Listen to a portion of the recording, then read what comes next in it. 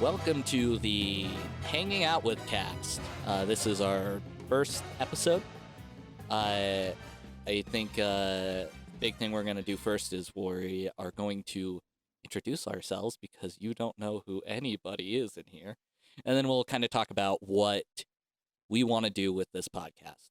So I am your host. My name is John, and I'll introduce everybody else here with me today. So I've got James. Tell me a little bit about yourself, James. My name's James. I haven't found anything interesting about myself, so I hope that being on this podcast will sort of illuminate some things for me. That would be very handy. And then immediately following him is going to be Ben. Hi, I'm Ben. I am a 2D animator with experience both with Titmouse as well as more recently working on Season 2 of Hell of a Boss. And then finally, we have the bad boy of the podcast, Daniel Salsa Mild. Hey, I'm Dan. I'm a media nerd. I like all sorts of things, and I just like talking about it with people because I'm here for these hot takes. And we got some hot takes coming to you. So Which is weird because you're mild salsa. Well, yeah, but you know, in some circumstances, mild can be spicy. You don't have to choose your name. It's all a matter of taste. It's all a matter of taste. So It's a legal name, you know. Yep. I will dox him at the end of this podcast. Please do. And thanks. If you were wondering about our home addresses, they will be in the description of the podcast. Thanks. So I kind of want to get into why we're making this podcast. What we have to bring to the table that is different than every other media podcast that you're listening to. It's that we're hot. It's because we're all just so sexy. We have rockin' hot bods, and we're total himbos. This is the Himbo cast episode 1. That's our sell for this audio only format. I want you to imagine what we look like, But hotter. but much hotter. So what I wanted to create here is in the last, God, I guess I've been out here for 3 years. All these guys are friends of mine from college. Some sooner than college, but we all hung out very regularly in college, and we would sit down and we would do movie nights, and we would talk about what we really liked and talked about like just kind of sharing media. And I miss that sort of vibe that we used to give out, you know. So I kind of want to capture that, like kind of, you know, a group of your college film friends. I want to do something that's very, very, you know, kind of relaxing. You're hanging out with everybody, hence the name. But also get into some, you know, critique, get into some analysis.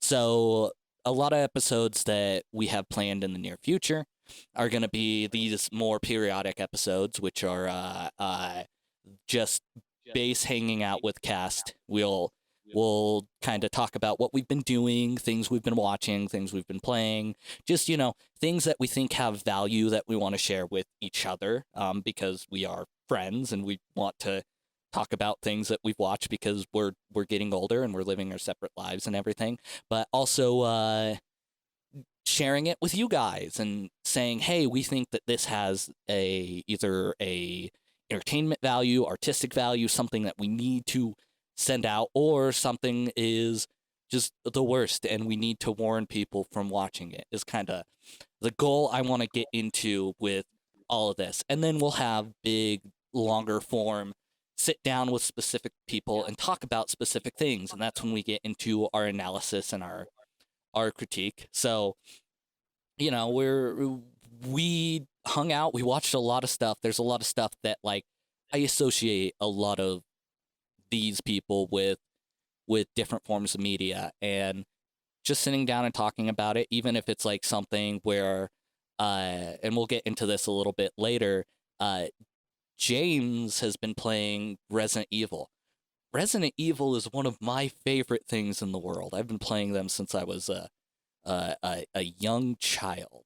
And just sitting down and like if it's somebody's first introduction into it, just kind of chatting with them and seeing how they find it and just sharing things that we like. So we're gonna get into that. For these podcasts, we're gonna have a format to kind of similar to your normal media podcast. We'll go into what we're watching, and just to divide it, have some longer form discussion on like things that we've been playing, because I feel like we can talk about movies ad nauseum. Let's break up the monotony and talk about games and at least get maybe a different approach to that.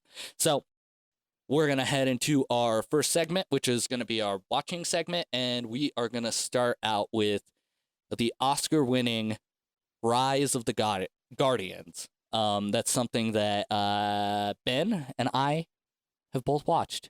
Fantastic movie. I love all of the owls in it. The subtitle is it is very weird that it is very weird that this movie is so, like, a lot of Guardians movies came out all at once and they're all CGI things for kids. So is this not the one with the owls? I genuinely thought you guys were going to talk about the owl movie. No. This is the one with the hot Jack Frost, right? Yes. Yeah, it is. Played by Chris Pine. That was a Tim Allen movie. Martin Short. Yeah, Martin Short, he's dreamy, and he invented chill. No, yeah. So I'd always seen stuff of Rise of the Guardians, and like everybody's always told me like, oh, you should check it out and all this stuff. And recently it came to Netflix, so that kind of just made headway of like, okay, I guess I'll just sit down and check it out, because everybody seems to, at least have some form of positive thoughts on it. And so when I watched it, I think the first thing that struck me was like, all I could think watching this movie is there's no way that this movie would be made today. It is so weird, both in story and visually, that I just it seems like in the current landscape of movies for kids especially, it's just not as safe of a bet as most kids movies are today. But with all that being said, like, it's just very specific unto itself. It's very much its own thing.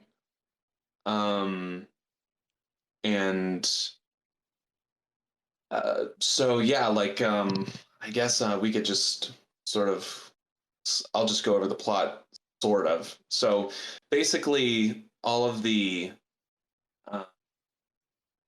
holidays have their own personified people. For some reason, Santa Claus is not called Santa Claus. I'm not quite sure why. I think he's just called Christmas. I guess because he's Father Christmas. He's credited as North. Oh yeah, he's North. Right. He's just North. What? Is that like calling Master Chief John Halo? So, before you get into the actual synopsis of this movie, the thing that same thing with you stood out with me is the designs of everybody So weird. and the voice cast. You're Yeah. right. Everyone, This Chris is Pratt. it is Pratt. Chris Pratt, Chris Pine as Jack Frost, which I was never expecting. I my entry into Rise of the Guardians are all of the thirst memes about Jack Frost because he's a handsome boy. And he lives in that, like, I'm a sad, emotional, handsome boy. Yeah. So, of Also, the course- best design in the movie as well. I will say I really like, I know this is maybe a hot take. I really like Santa's design. He's a like Russian mob boss. He's got tattoos on his hands that say his knuckle tattoos that say naughty or nice. Mm-hmm. And he is voiced by Alec Baldwin, which I thought was crazy. And we've got like the Easter Bunny voiced by Hugh Jackman. Jude Law is the villain. This movie, It's just is this movie awesome? It sounds awesome. I'm curious We'll to get to see that. how you find it, Ben, because I'm gonna let you get back into the synopsis of it. But I did not like this movie. There were some bits that I was like, I can't believe that happened. One of which is when that kid is just barreling through traffic and just almost dying at every turn, and then he's finally saved at the end, and this big ass couch comes and kills him. Yeah. It's fair. But I ended up stopping at the first villain fight, which there's a villain fight with all of these holiday characters, which once again, I don't know how this movie exists and in the state it exists with that talent, with that style. Yeah. It's bizarre to me. The fact that it's made by DreamWorks is almost it is the biggest whiplash you could get from like this kind of movie being produced by a huge studio. That is so crazy to me. Especially okay, so yeah, we'll get into it. So basically all of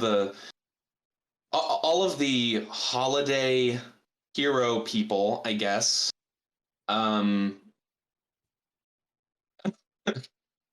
they have to fight the boogeyman, but his name is Pitch Black.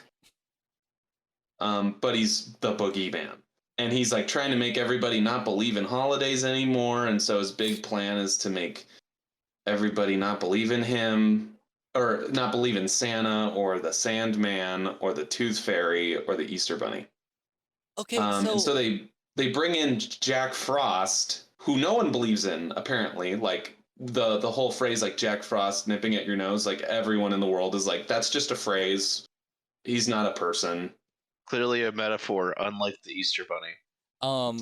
There's a point where like somebody like an adult is talking to the child that dies, and the adult says that phrase, Jack Frost nipping at your nose, and he's just like, what is that? And she's like, it's just the saying.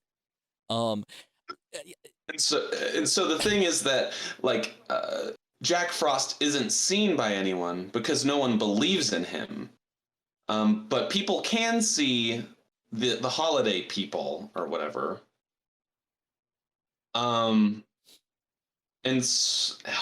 But no one believes in the boogeyman ever since the Black Plague. All of this is so arbitrary. It's very arbitrary. And like, okay, so basically, anyways, long story short, they have to stop Pitch Black.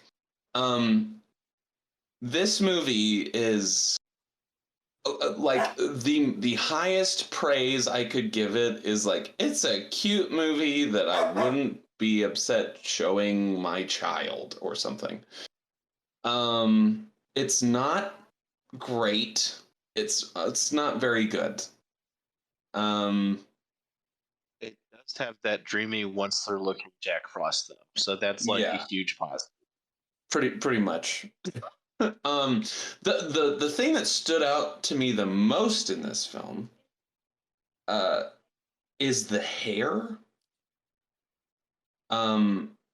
What I don't know if they used, I don't know if they used like a physics engine for the hair or something, but it just looks weird throughout the entire film. Like everyone's hair. Like Santa Claus's beard, Jack Frost's hair, like it's so much more detailed than the rest of the designs. But then on top of that, you have the designs, which all look like they're from a different movie. Like they don't really sync up together very well. In a very weird way. I don't know. Like it was, I guess it's cute, but there are parts that look really weird, and then it's a very arbitrary plot, and then there's the whole like the thing I hate the most in movies. Like this is my biggest gripe with movies is like when it's like certain characters don't understand the entire context of another person's actions that they're friends with, and so they think that they betrayed them. And then they're like, instead of talking to you about this, I am just gonna go away. I'm done with you. We're not gonna talk about it at all. Like, I hate when it's like the big misunderstanding or whatever. I absolutely hate that in movies, and unfortunately this movie has that at the end of the second act. So gotta love that. Yeah, but in terms of all that stuff, it's more than it's not a terrible movie, but I will never watch this movie again, and it's very weird, and so I think to love that movie. I have no. Skylar. Well, we surprise! Still a pretty guess, Skylar. The mystery. It's like 8 segments too early.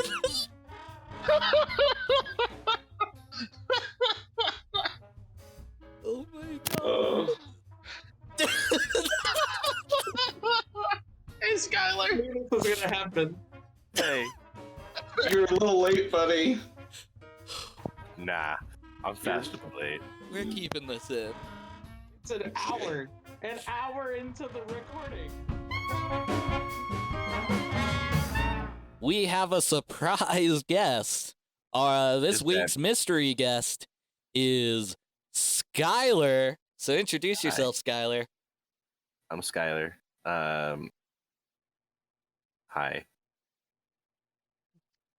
More like Hyler, am I right? Hell yeah.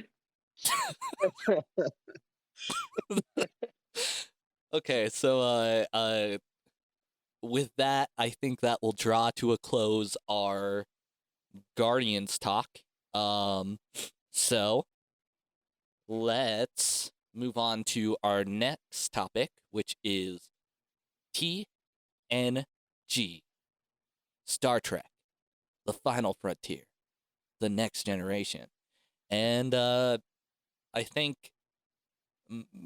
probably all of us have seen this. I've seen like a season of it. I've never seen Star Trek ever at all. Skylar doesn't know about Star Trek, but I'm going to leave the floor to all three of Daniel, Ben, and James, because I think you guys have the most experience with this. Yeah, I'm currently in it, and I actually just got to the start of season 7 yesterday, which that's its own. It's a long journey to get there, of course, but with Star Trek being a show in the mid-90s, people that knew about it and watched it then as it was coming out, it was hugely popular, wildly successful. But nowadays, you've got like Star Trek Picard, where you've got these people in writers' rooms who think they remember what Star Trek is, and the only way to really, if you haven't seen it, is to go back and watch. And so that's what I've been doing. And it is just a wonderful time, in all honesty. Like, some of the best sci-fi that's out there. And there's its highs and its lows, but those highs get way up there. I think, in general, The Next Generation is the most inconsistent television show I've ever seen. I would probably agree with that. There's an argument to be made for sure. It has genuinely some of the best television made, and also absolutely some of the worst. Like the season 1 episode where those African American aliens are fighting over Tasha Yar as like trying to like win the right to marry a lady on the Enterprise. It is rough. That's rough stuff. And then you also have that's rough. And then you also have episodes like The Inner Light that literally won a science fiction literature award. Like, reserved for short stories, and the script for a television show wins it. Yeah, it's very weird, especially since like it's been so long since I've watched TNG. But I can pretty much, if someone brings up an episode, I basically remember the episode. You're already there. Yeah, like if you say, oh, like the episode where this thing happens, I'm like, oh yeah, I remember that entire episode. Whether that's good or bad. But I think that TNG is definitely like a show where just the writers were onto something one episode, and it's like, wow, this is like really, really compelling and very interesting and very inventive. Or you get Worf's kid going to the holodeck, and there's a bunch of weird floating heads, and you just feel uncomfortable watching the entire episode. That episode's so weird. They take a mud bath. We don't. Yeah. I literally couldn't figure out before you got to the floating heads which episode where Alexander wanders into the holodeck, and it's a big problem for everybody. Dan, I think you still have another one coming up, by the way. I'm sure there is, but one that I want to talk about. The most famous one. But one of my things my favorite part about Star Trek is, and really anything that has good writing, is when you let the characters carry that show. So there's an episode called Disaster, where after you've spent 4 seasons with the main cast, they shake it up and they put everyone in basically a situation they're not prepared to handle. Some sort of we'll say space anomaly happens to the Enterprise, and you end up with Troy has to be in charge of the bridge, and then Crusher and Geordi end up trapped in some cargo bay, and they're about to die from any number of things going wrong. Worf has to deliver a baby in 10 forward. Picard is stuck in an elevator with some kids, and all of these things are things that they're not prepared to handle, but you put them in it anyway, and you watch them thrive regardless of it. And it's just all those character moments and knowing what your characters are and using them well. Like, that's a hallmark of what is clearly some of the best writing out there.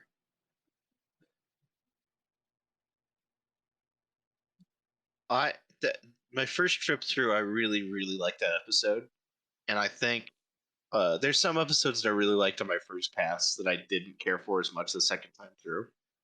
That one has just kept escalating for me because I love some of these characters go on to Deep Space Nine, which I actually like more. And still seeing them earlier, you get so many hints of these characters that are a lot deeper than you could normally get on this run-of-the-mill sort of budget sci-fi show. It's nice. They sort of future-proof their characters in a really delightful way. The part where little boy Picard says Riker's his #1 dad. Yeah, there's all sorts of quotable things that come out of those episodes. Like, I'll text Jimmy whenever it happens. It's pretty amazing. It's so good to see. Well, let's move from one sci-fi masterpiece to another. let's talk about The Matrix Resurrections. Yeah. So I saw Matrix Resurrections with my parents and Rachel on Christmas Day. And so when we were going to the movie, I was kind of like, I wasn't really expecting much because nothing that I saw of this movie really wowed me. I was sort of also confused because it didn't look like The Matrix really. Like even aesthetically, you would think that they would like at least make it feel like it's in tandem with the 3 previous films. But just a quick summation. I think the first Matrix is a really fun action movie. I don't think it's necessarily, a masterpiece, but I think it's a fun ride. And there are parts that I really like of that movie. The other 2 I don't really care for. But the thing that shocked me the most about Matrix Resurrections, and slight spoilers for Matrix Resurrections, but the first third of this movie is sort of a critique of the current climate of IP-based filmmaking in a way that I thought was very interesting. There's a lot of sort of meta dialogue between Neo and his boss in the movie, where it's basically the movie starts and Tom Anderson is back in the Matrix for some reason. And in the Matrix, he developed a game called The Matrix that's considered like this really big, incredible video game. And his boss is like, we need to make a sequel to The Matrix. And he said the studio, Warner Brothers, who produced the movie, he said, Warner Brothers is going to do it without you or with you. Either way, you don't have a choice in it. You either we're making it anyway. And so it feels very much almost like I believe this movie was only directed by Lana Wachowski. But it sounds like she is very sort of cynical when it comes to this sort of new take on movie making, where it has to be based off of something or it has to be a sequel to something because we know that that'll sell. She writes all of the executives who are in charge of making this Matrix sequel like sound like the biggest California tools you've ever heard. Like they just say like hella and stuff all the time. And it's like so it is such an entertaining beginning to that movie. One that I was legitimately shocked at, and I felt like I was watching something that had never been done before, where the movie was directly talking to the audience and being like, you're part of the problem of this being a thing, which I found fascinating. I found it fascinating. Yeah, it's great. Unfortunately, though, after shouldn't be spoilers at all, but after Neo gets out of the Matrix, it sort of devolves into being another Matrix movie. Which sort of like I get it, like it's like, okay, well you asked for it, so we'll give you it. But at the same time, it just kind of it feels like we're treading water throughout the whole movie. And what's even weirder is that the choreography of the fights is worse than any of the first 3 movies. It's a lot of shaky cam, a lot of close-ups. You don't really get to see a lot of kung fu, which is very weird. Neil Patrick Harris shows up and he's terrible in it. He's just like he's just kind of boring character. Unfortunately, Hugo Weaving is not in this movie as Mr. Smith. Really? And so no. No. He's like been reprogrammed into another person. Which, like, sure, like it makes sense in the story. Like, it's not a plot hole, or it's not like that's dumb. Yeah, that But already happened with the Oracle. It's just a shame. Because yeah, Hugo Weaving slaps. yeah, Hugo Weaving is great in those movies. Like, he's just so hammy. I love it. But yeah, like it's very weird. It's a very weird movie. Where the first act is thoroughly entertaining in a way that I was not expecting at all. But then it sort of just evolves into being a sequel to The Matrix that's kind of boring. And then that's the movie.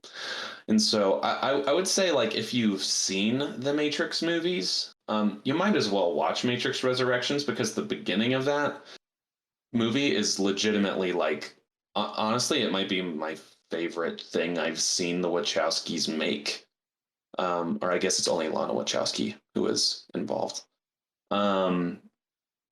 It's very, very interesting. And so, yeah. Anyways, it's not a great movie, but that first part is very fascinating and definitely worth a watch.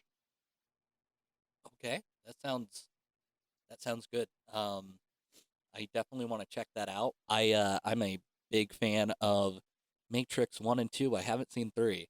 I like how Matrix 2 just kind of devolves and just goes crazy. So, Yeah. awesome. So our next topic is Curb Your Enthusiasm, another great sci-fi classic. Well, And I think it's another show that wants to tell the audience how much it dislikes them. So I mean, it's got that in common as well. it definitely shares that. So my foray into Curb Your Enthusiasm has been in a pursuit to find the funniest sitcom to me, which I think Curb Your Enthusiasm has some of my personal, like, biggest laughs throughout the series.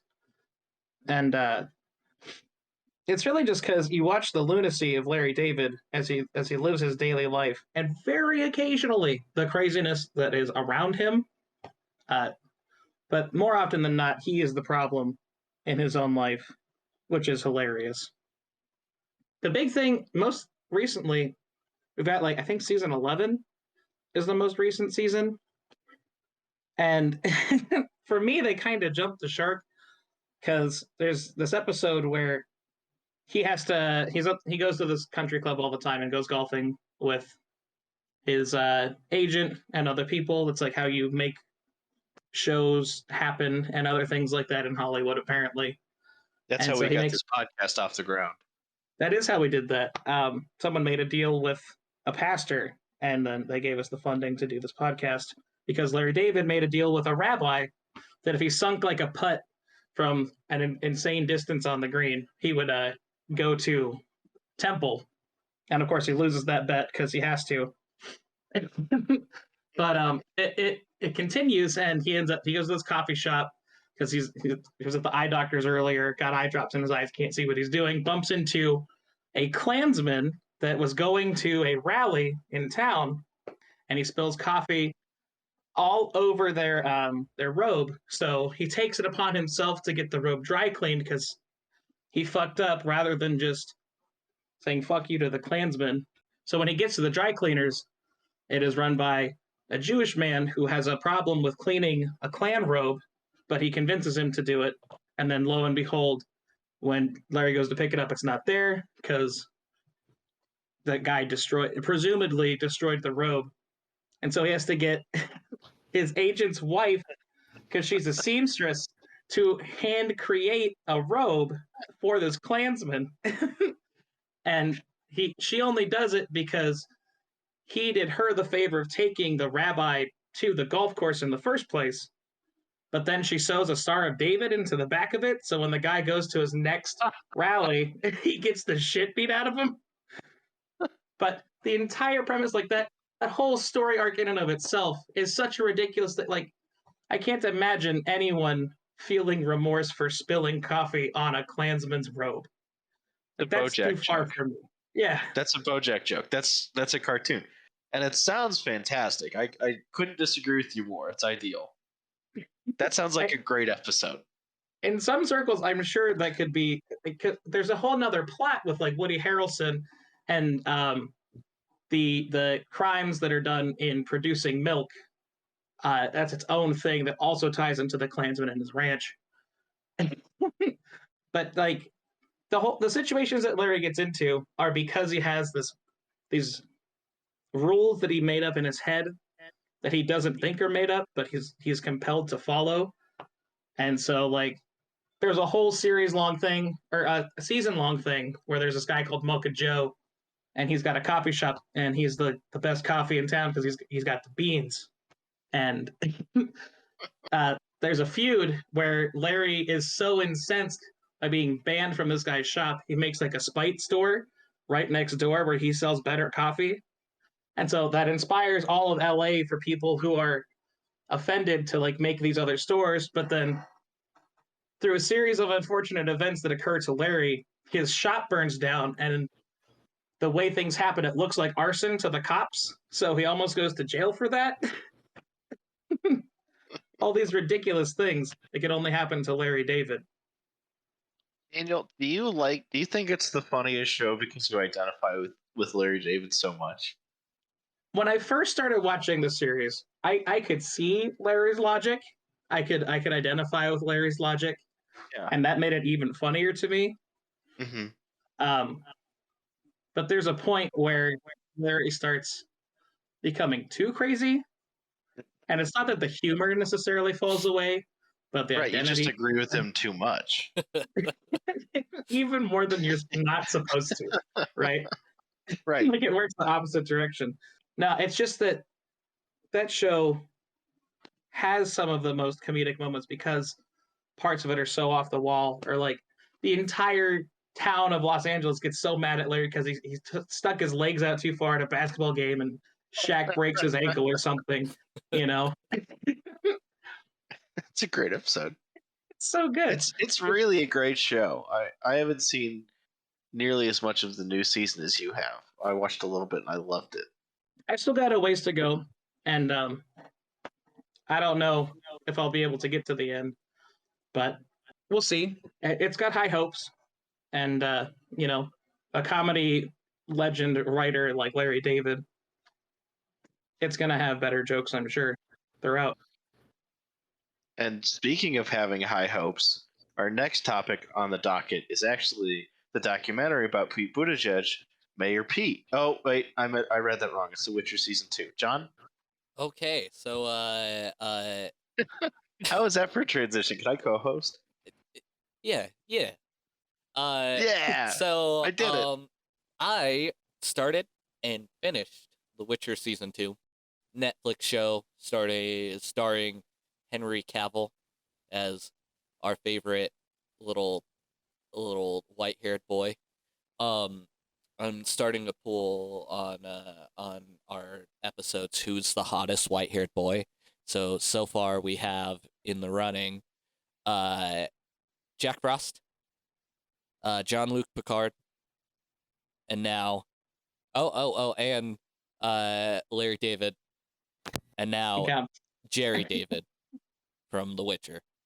I'd like to throw in Dante. Dante is also very hot. And Virgil. And Virgil. I have a really weird brain.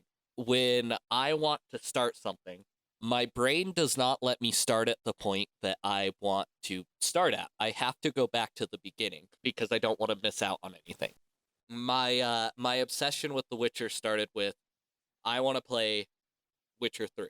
So that made me go back and read all of the books. Witcher Season 2 and Witcher Season 1. Those follow the book. Season 1 follows the short stories, and Season 2 is your proper introduction into the novels following the first book, Blood of Elves. And I really liked Witcher Season 2. There are some changes that it does, but the big changes it does don't really have that big of a bearing on the story. Um, and I like The Witcher. It is a book with really strong themes and character moments.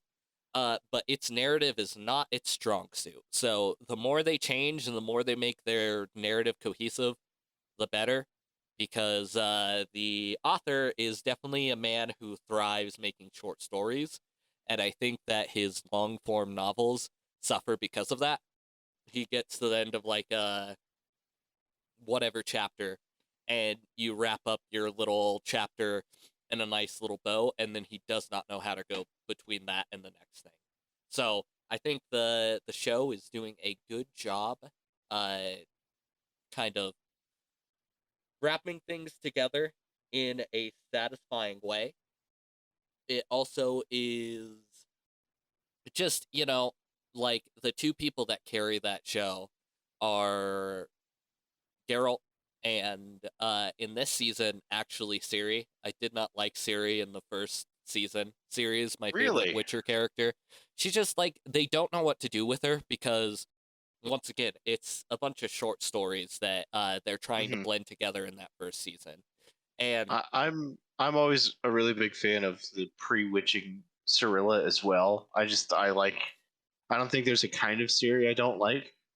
I feel like they just didn't know what to do with her because she by extension shows up when Geralt is there because Geralt's your main character, and in those short Mhm. stories he's your lens into that world with those short stories. So Cirilla Yeah. only exists when Geralt is there in those short stories.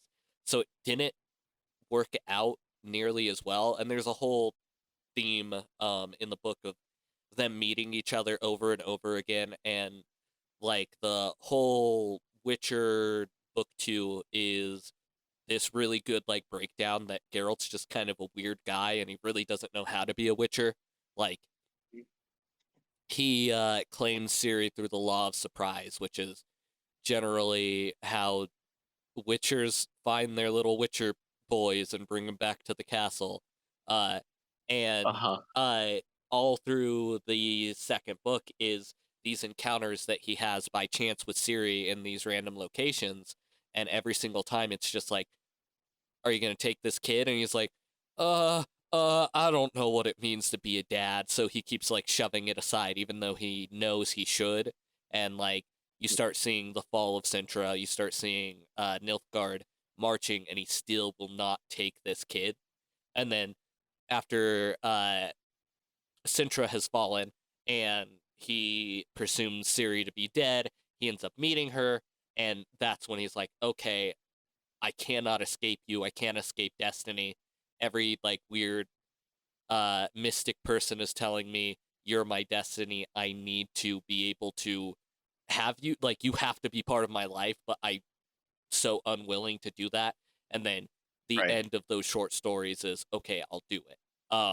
So I feel like that first season, they really didn't know what to do with Cirilla. I thought that they did Yennefer great. I thought they did Yaskier or Dandelion great.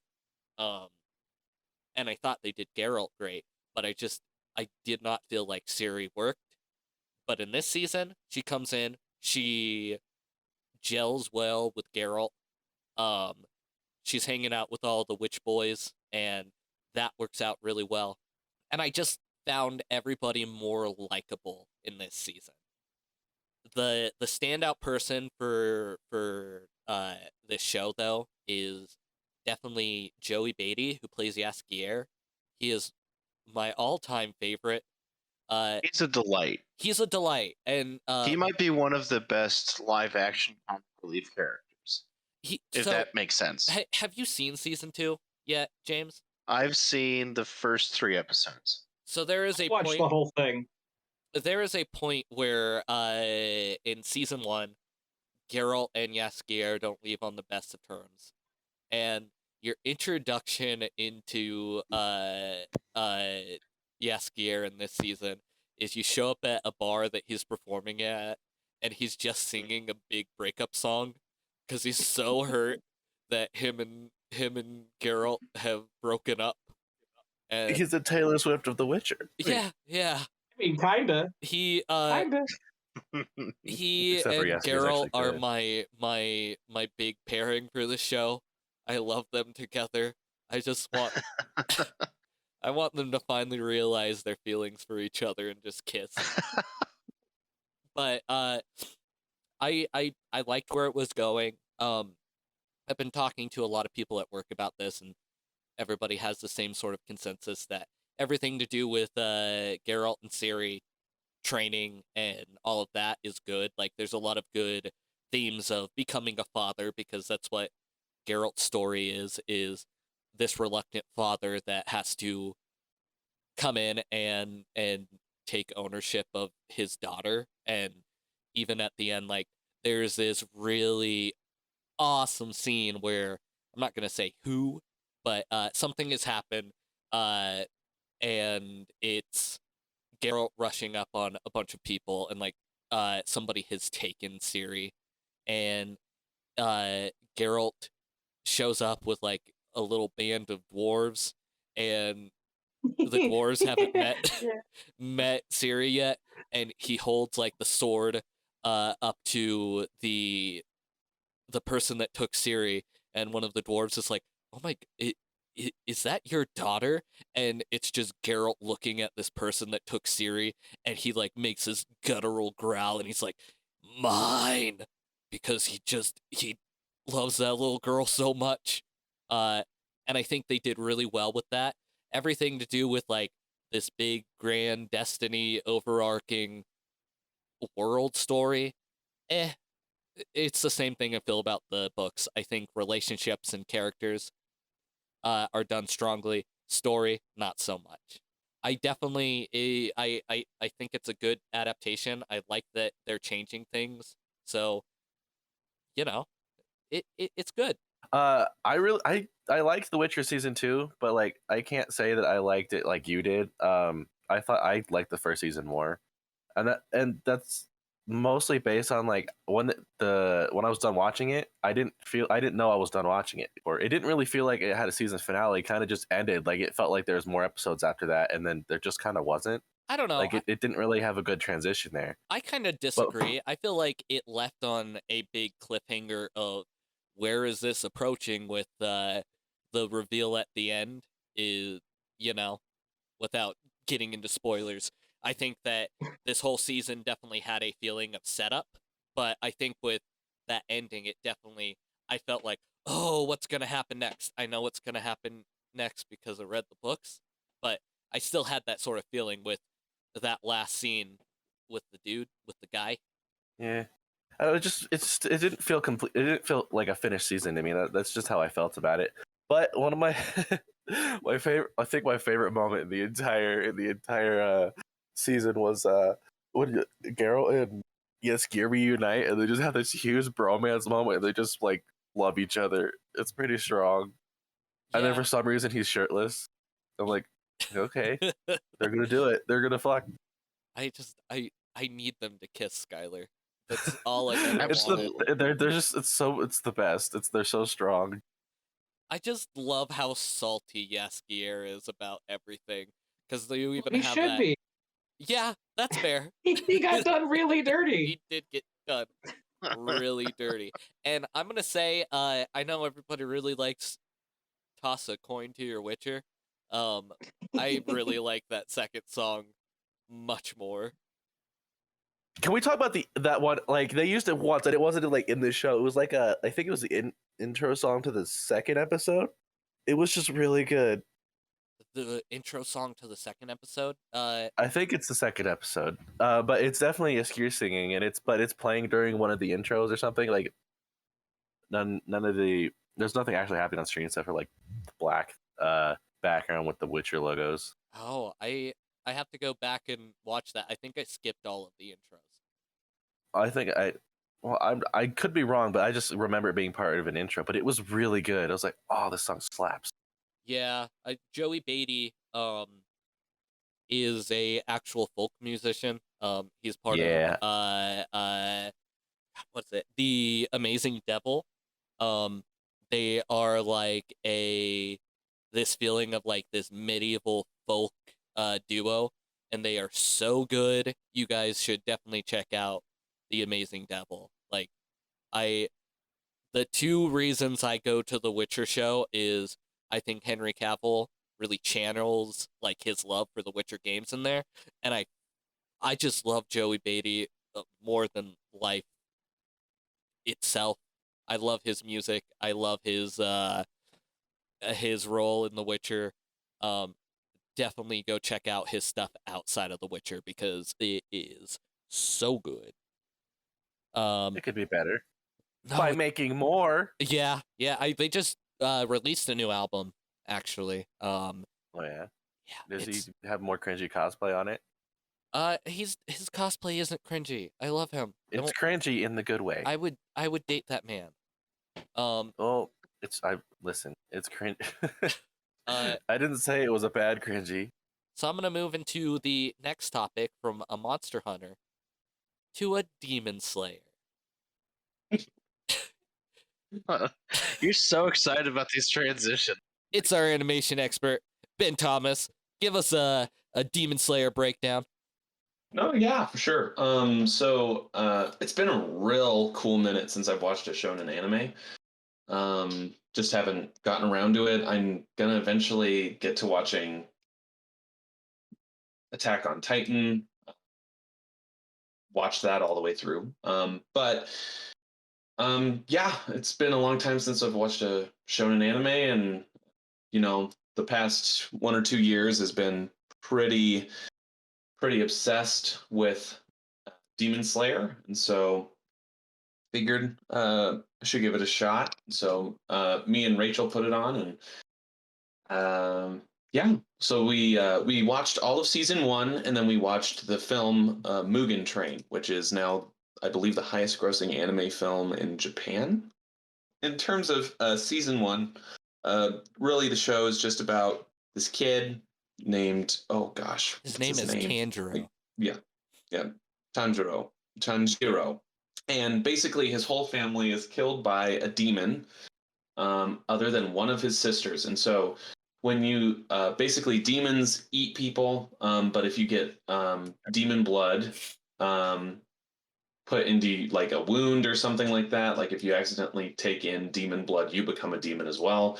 And so his whole family is murdered other than his sister, and so she becomes a demon, and the whole show is about Tanjiro basically trying to find a cure for his sister. And in order to do that, he has to become a demon slayer. And yeah, it's pretty straightforward shonen anime plot. What I would say is, like the inciting incident, really successful. That first episode is very successful at pulling you in. The show definitely sometimes in that first season suffers a little bit from shonen anime pitfalls, where you kind of lose a little bit of interest here and there. Maybe there is a really big problem with over explaining everything that's happening, where like you could see visually what is happening and they wouldn't have to explain it to you, but since it's a shonen anime, it's like the characters have to be like, what? He's doing this now? And now it's causing this thing? Wow. Like, you always have to have over explaining for some reason, which is kind of annoying. But yeah, Tanjiro meets up with 2 other demon slayers eventually, and best boy out of those is Inosuke Hashibira. He is awesome. I love him so much. He wears a skinned boar's head, and he's great. He's loud and obnoxious, and he thinks he's awesome. And anytime a character is like that, I just fall in love with that character. And Yeah, he's that angry. is big bait. He is basically Hanamichi Sakuragi from Slam Dunk. He sounds like Vegeta. He's not like bitter angry. He's just He's just angry. He's normal angry. Yeah, he's normal angry. He's not like, oh, everything is awful or something. He's just he's there's this part in Mugen Train where like some slight spoilers. But basically, this train gets derailed, and he jumps off the train to go to Tanjiro, and he's like, "Oh my gosh, are you okay? I got over here as soon as I could, so I jumped off the train." It was pretty cool, right? Like, like there's a pause and everything. It's amazing. Yeah, I would say like the first season's pretty standard fare for shonen anime. I mean, it gets you invested in the characters. Tanjiro is a sweet boy being a sweet boy. Oh shoot, and also freaking Inosuke, when he takes his mask off, he's like a gorgeous man. I love it. He's absolutely gorgeous. It's awesome. I love it. Then last night, actually, me and Rachel watched Mugen Train. If you are going to watch Demon Slayer, you have to watch the movie Mugen Train. It's a direct tie-in and canon to the manga. It's just it was made into a movie instead of being inside of the show. That's when Rengoku shows up. And Goku shows up. Rengoku. And oh my goodness. This man is one of the best anime characters just ever. He's so good. He's loud and he smiles all the time. No matter what no matter what he's like feeling. He just smiles all the time. There's the introduction to his character is he's sitting on the train and he just takes a bite, and after every bite he just shouts delicious. It's kind of great. Basically, the movie is about basically a demon has sort of taken over this train. He's causing everybody on the train to go to sleep so that he can take them as hostages. Yeah, that's without getting too spoilery, because I definitely recommend this movie. Basically, that's the plot. But then towards the end of the movie, there's about 30 minutes where a new villain is introduced. But basically, up until this point, I was like, yeah, it's a pretty good movie. Like, pretty much on the same quality as the show. So like, I was like, yeah, it's like a 3.5 stars out of 5 movie. It's pretty good. The last 30 minutes of this movie devolves into probably some of the best shonen anime action storytelling I have ever seen.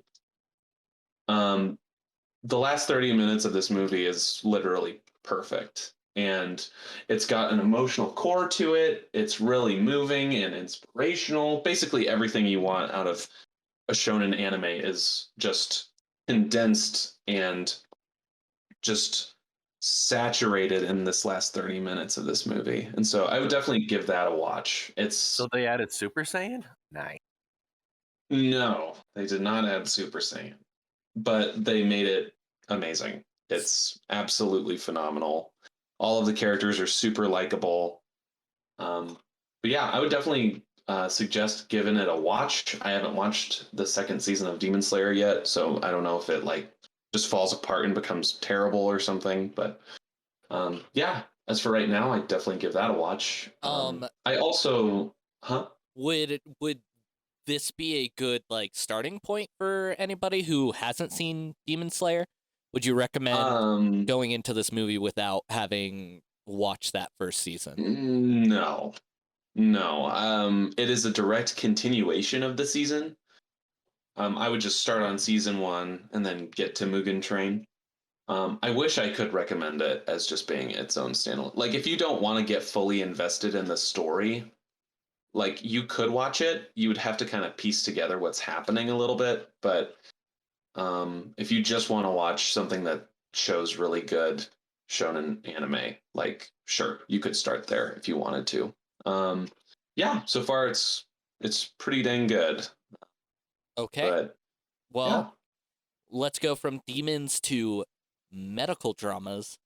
Ben, you watched The House MD. This is the continuation of Dr. House, where he's come back and he's changed his first name to The He's a House. primordial being. Yeah. It's called The House. He's changed his appearance. but he's still back to solve some wacky cases, medical cases. He's some kind of demon that exists to eat Percocet and Vicodin, which is, I think, the scariest kind of demon. I mean, it's fair. The only way to stop him is to leave Percocet outside of your door. He won't come and bother you. Yeah. It's also definitely just gonna bother you anyway. Yeah, it's more of like makes you feel better. It doesn't stop anything. No. Doesn't stop a damn thing. But yeah, so I watched this film called The House, a Netflix original. It's a 3-part anthology stop motion film. And so it's from 3 unique directors, but they all use the same house as a prop in 3 different stories that are not related at all. It's just sort of like spiritually in the same vein, sort of similar to like Robot Carnival, where it's like every anthology short film in Robot Carnival, you just have to have some form of technology, some form of a robot, and then you just go off and do your own thing. The House is very intriguing. It unfortunately falls into the problem of the first of the anthology series by far being the best. And so you start at like really high up, and then like, at least in my experience, my interest as it kept going after that first short just kind of went into a slow decline. And so I'm just going to go over each of these parts just super duper fast. Nothing crazy. But part 1, which was directed by Emma Dessoff and Mark James Rolls, the characters are made out of like they must be made out of like felt or something. They're very cloth-like. The tone of this is basically this family who's really poor. They're told like, hey, you can move into this house for free, but you just have to live there. Like we have to destroy your house, and then we have to let you live there. And so they move in, and the guy who's building the house is still building the house when they move in, and basically the house is constantly changing. The constructor is changing rooms, he's taking down stairs, he's making this house like labyrinthine, like it's just changing all the time. And so it's like this sort of really cool horror vibe that's really quaint and quiet, but also has like this dark sort of undertone to the whole thing. Really intriguing, a really good time. But yeah, definitely my favorite of the 3. And then the second one, part 2, is directed by Nikki Lindroth von Bahr. I've seen some of von Bahr's work before this, but like I didn't know that she directed this. But like pretty much right into it, I was like, this really looks like von Bahr's work. And so it was no surprise at all to find out that it was directed by her. Second one is about this anthropomorphic mouse. He's trying to sell his house. He's like spent all of his life savings into this house to be able to sell it so he could like make like millions of dollars on it. But then unfortunately there's just a huge infestation of bugs in his house, and it's like such a gross, darkly like comedic short that like you just kind of, it ends and you're just kind of like, ew, that made me feel really gross. But really it's also fantastic as well. The final minutes of it are just like disturbing. Part 3, directed by Paloma Beza, is probably the weakest of the 3. I don't think it's a weak short. It was the one I got the least out of, is what I would say. It's about basically it's about an anthropomorphic cat who basically she's renting out this big house to like 3 of her friends. She's trying to renovate the house so that she can sell it eventually and move away. But her friends are like, I don't want to stay here. Like, basically, this third one is in a world where it's like flooding. Like, the whole world is flooding. And so this house is slowly going more and more underneath the water. And so it's like this whole allegory of like being able to like let go, and like your house is not your home. Your home is where your friends are. Your home is where relationship is, basically. It's cute, but I probably got the least out of the third one out of all of them. Overall, the house definitely worth a watch. I would just say, like, if you want to stop at the first short, like, by all means, go for it. I thought it was the best and legitimately one of my favorite things I saw or that I've seen this year. Okay, we're gonna keep this animation train rolling, going into Smiling Friends. This is the newest, I think, Studio Ghibli film with directed by Goro Miyazaki. So it could be a hit. Oh, cool. So I'm glad that he's getting it's so frequently his projects are sort of the ones that take hits coming out of the studio, but it seems like this one's really taken off. I've heard a lot about it. So Danny, how do you find this? Does it stack up well to the manga? Well, the thing is, they really kind of took a left turn in the animation department because there's a lot of mixed media in here, which that breaks away from what you would expect out of a Studio Goblin production here. But no, this is you've got 2, I would say, internet heroically creative geniuses, Zach Hadel and Michael Cusack, Newgrounds veterans in their own right. And so they've been doing this a very long time. And so Adult Swim picked them up for a series, which I just saw is also getting a season 2, which I am excited for. But a long time ago, I guess over a year now, the pilot came out, and it was weird to see something so... Parts of it are what I would describe as that Family Guy humor, where you're kind of shotgunning things at the wall and seeing what sticks. But then the other half of it is just completely off the wall, surrealist. Like, some of it's so dark that it like breaks your neck when it comes in out of nowhere. The premise is there's these guys that work for this company, and so they are smiling friends. They need to bring joy to people. And in the pilot episode, there's this guy who's just been depressed forever, and his mom actually calls in for him. And they go, and he's literally holding a giant fucking revolver to his head, and they have to try and cheer him up. And in their endeavors, it almost doesn't pan out until this guy coincidentally finds his purpose by blowing away these pests that show up in their office.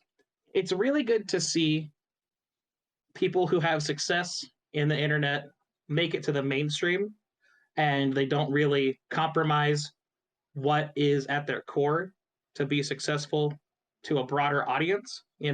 I would say that this is still very clearly has touch marks from them, because the other thing that Michael Cusack has done that I like to talk about is the Bush World Adventures, which is a parody of Rick and Morty, and that's a hilarious bit. I love its own Bush right. World Adventures so much. That was something that... Was it just a YouTube thing, or was it on Adult Swim proper? Feel like it was on Adult Swim? Adult I'm not Swim entirely does sure. fun experimental stuff, and Bushland Adventures is such a treat. He's not afraid to go wherever he wants with the animation quality too. Like, it's really just he's showing you what he wants to show you. And in Smiling Friends, they do a lot of that same sort of thing. They're gonna take you to the darkness and the inner workings of their mind, and they're also gonna try and hit you with jokes that you probably wouldn't expect to try and see in other shows. And so over the course of their 8-episode season 1, it's up on HBO Max now if you want to watch, which I would definitely recommend. But it's definitely not for everyone, I would say. It's got that flavor to it where it might turn you off if you're not ready for that sort of surrealist kind of, I would say, manic humor to a show. But it's a, I don't know, it's not necessarily a breath of fresh air, but it is something very, very new and exciting in my eyes in the comedy animation world that we've been needing. It's kind of rare, and me and Danny kind of talked about this before the start of the episode. Is all of us grew up with like that Newgrounds crew to some bit. Like it was part of our formative years. And to see something like that has that very like Newgrounds humor, making it to a more mainstream platform is just, it's so cool to see that break out in that way. I mean, I know that with Zach especially, him and Chris O'Neill for the longest time had been trying to get like the Hellbenders picked up, and being able to see like that happen, not only is that like so cool to see our parasocial friends achieve that, but also like just seeing that humor get brought to a more mainstream platform it's such a cool thing to experience. It's also pretty surreal. Yes. It's like to see jokes I know the foundations of that are so painfully internet in there, and I mean just things that I thought just could not make it to air. And actually, no, it's fine. It's a joke. A joke is funny regardless of whether or not you see the fundamentals on Newgrounds or on Comedy Central. So that's all. I mean, it's weirdly like breaking barriers. Not to put too much importance on this dumb TV show. it I think we all firmly like we're at least tangentially in that like feeling of being creative types, and we don't necessarily subscribe to being in making a TV show or making movies is the end all be all in the highest form you can get. It's just another medium, at least in my opinion. Like I think there's the same amount of value I put in like a YouTube short to like a feature length film. I think they both show the same sort of like amazing levels of creativity. They're just different mediums. You're making them for different things. But it is really cool to see something break from one medium and go to the next. It is it's just a weird moment for, I'm sure, a lot of us to be able to see that finally happen. Right. For sure. And I'd say that it's something that comes so off the wall that I think we kind of needed, because at the start of all this COVID pandemic stuff, and even to an extent, even still, there's all of like that wokeness culture and trying to cancel things, and that kind of it gave everything a more clean sort of feeling. Like there's a lot of jokes that people were afraid to make anymore, and so now you've got a character who is threatening to blow his fucking brains out if these guys can't make him smile, and like that is something that wouldn't have happened lately, and it's just a return to form, I feel like, for Adult Swim productions to kind of get that sort of edgy humor back out there. Whether or not we needed it, I feel like it's something that people have been missing, Yeah. Well, it all sounds really cool, and there's a little bit of looseness to their style, it sounds like. So I think it's time for bringing in a little Law and Order into our world. James, take it away. So during the pandemic, I needed something to watch where I wasn't thinking about all the personal tragedies and disasters, and also the worldwide tragedies and disasters and the fiscal tragedies and disasters and the sports tragedies and disasters. I mean, as someone who is a Mariners fan and someone who uh, doesn't necessarily like the global hegemon that is capitalism, there's a lot of issues that I had in early 2020. So I decided to watch Law and Order because I don't like cops, and I thought it would be funny. And it turns out it's a great show. So that was kind of tragic. I don't have anything to make fun of, but I did find what I think is going to be a lifelong obsession of Law and Order Special Victims Unit and the original and organized crime whole umbrella. So I put a couple of images in the general chat a while ago. Just it's a silly little rack focus from a random episode in the first season. And when you said that you wanted to make a podcast about talking about just general media, whatnot, and certain things we like, I just want to point out this show, this episode, this random nonsense episode of 90s cop drama has this like fun, quirky little rack focus.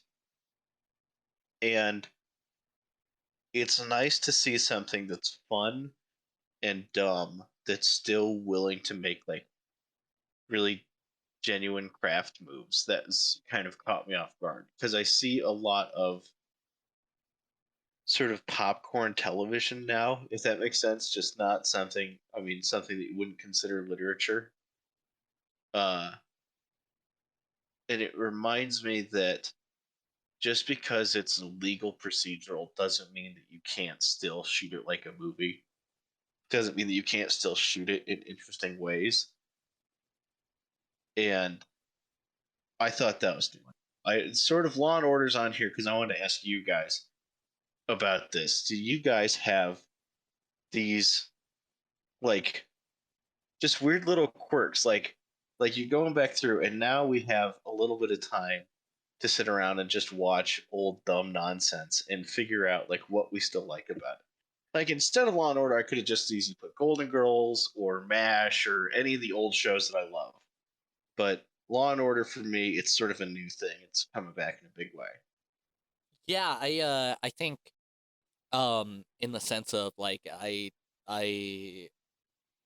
have gotten into a relationship and we've been together now for over a year, and like Hey, congrats. I'm getting that same sort of feeling where it's like I'm going back and going through my catalog of things I watched and showing it to my partner, and it's the same sort of thing as like even small things that like or even like comfort shows for me, just sitting back and showing them that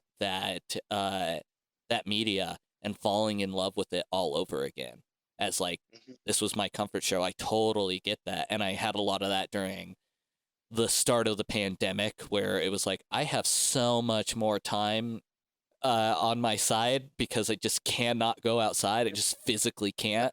And just I like can't for any number of reasons, be they legal, emotional, security, safety, that kind of thing. Yeah, it's great. yeah, I most recently have been doing that, and we'll get into that a little bit later with Pokemon. Is like that feeling of it's like meeting up with an old friend you haven't talked to in a while.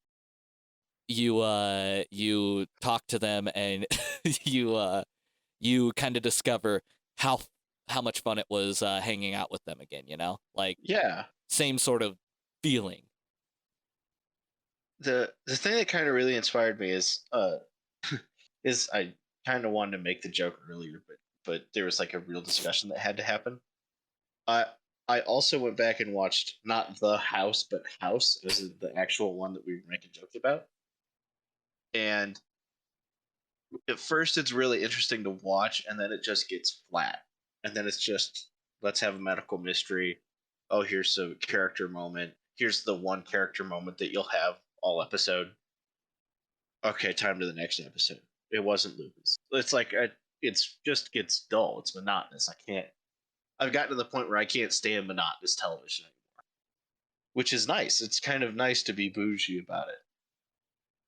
Yeah, yeah. And like the thing about, I'm sure, like Law and Order being this big serialized TV it's show. made a couple of $1 billion Yeah, on the there's backs of being the same television show over 1,000 times.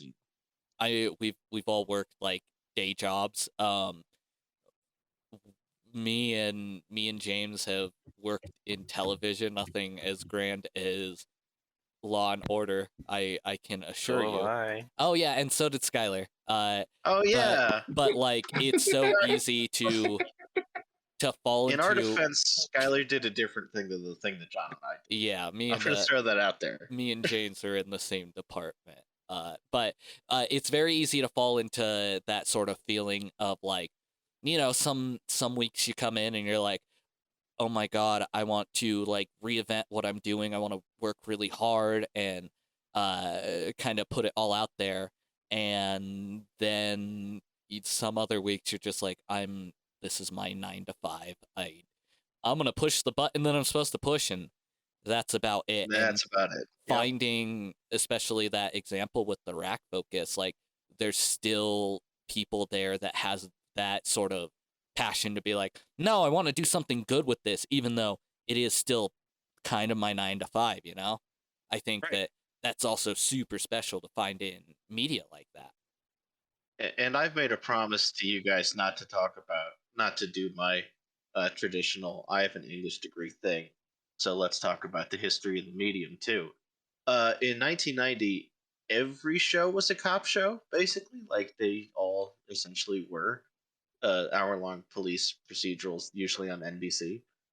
And so you still get these great moments where it's these, I mean, now they're like world-renowned actors showing up and doing what was basically low-rent television.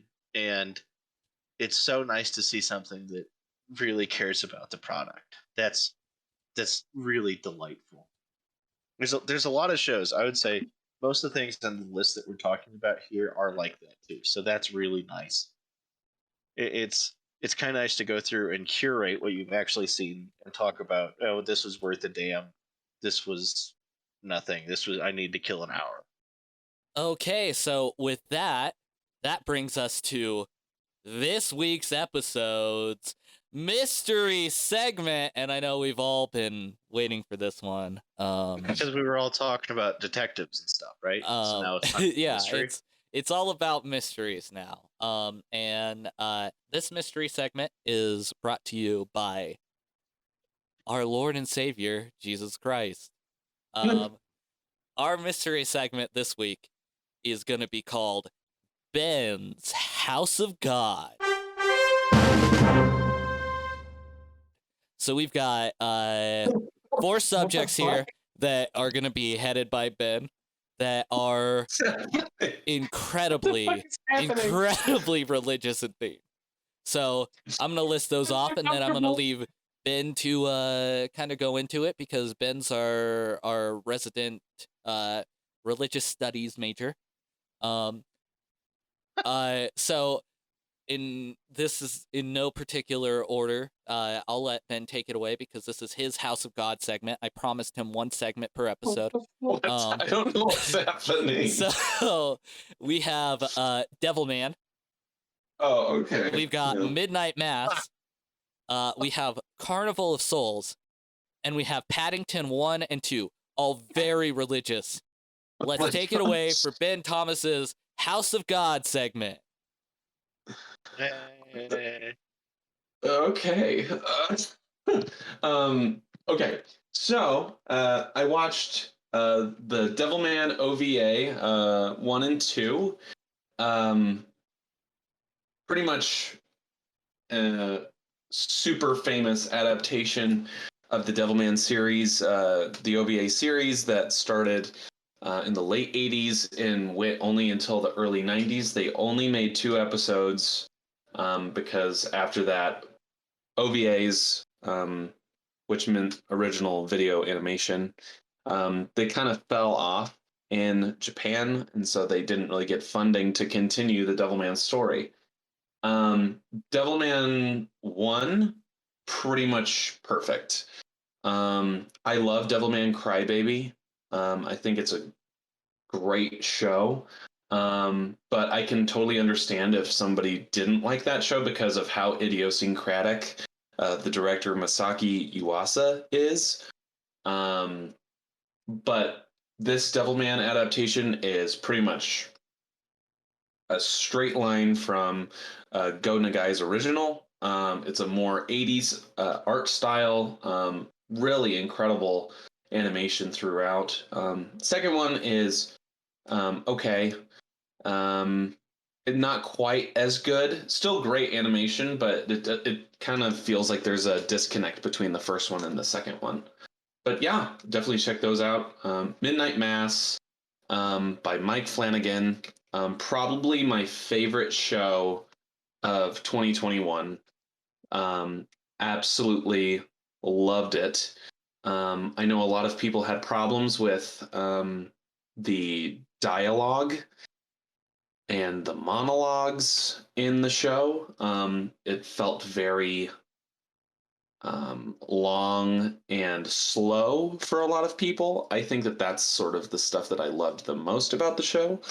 Characters are all really good. Maybe some meh acting here and there. An awesome show, just kind of dealing with the afterlife, death, what the point of life is, and then kind of putting that all into this subversion of an old sort of horror folklore. I won't spoil it here because I really think it's important to not spoil it because you don't really know what's going on until like 5 episodes into this 10 episode series. And so absolutely loved Midnight Mass. And then yeah, Carnival of Souls. It's a horror movie from the 60s. Really, the thing that stood out to me for this was that Carnival of Souls really felt like a proto Silent Hill. The story is about this girl who she's an organ player at a church, and so she wants to do that for her whole life. She doesn't go to church for her faith or anything. She just goes as a job. She only sees it as a job. But basically, at the beginning of the movie, she gets into a car accident with a bunch of other women her age, and she's the only one who survives. And then she goes off and starts to live her own life, but then starts seeing these weird visions of ghoul-like spirits and people who are like almost beckoning her to this place that's in this town that she moved to. It's an old abandoned carnival, and it's really slow-paced, really gothic. It reads more so as like a sort of horror novella or something, where it's like you're not like really scared of what's happening, you're just kind of wanting to soak in that horror atmosphere. Really enjoyed that film a lot. It's on the Criterion if you want to watch it. Go for it. And then we get to the best movie that's ever been made ever, Paddington 1 and 2. I just want to clarify, just in case anybody here or listening doesn't know. Yeah. Mathematically, the best movie ever made, Paddington 2. Correct. It had the highest rating on Rotten Tomatoes for, I don't know if it still has it, but it had it for a long while. I think they found a single negative review. Okay. So I don't know. I can't tell. They also found a single negative review of Citizen Kane, but that movie's like old and dumb and for dumb old bitches. And Paddington 2 is like new and hot for like people who are awesome. So I'm going to say Paddington 2 is mathematically still the best movie. All right. Yeah. it's pretty amazing. Thank you, Ben. So, yeah. I really felt like you were hyping me up there. How about you go back to your marmalade, buddy? um, just really, really briefly, I am going to sort of give thoughts on Paddington 1. Paddington 1 is a really cute family movie. It feels super British and quaint. There's some really interesting color choices in that film, and some compositional choices that are also interesting, almost Wes Anderson in a lot of ways.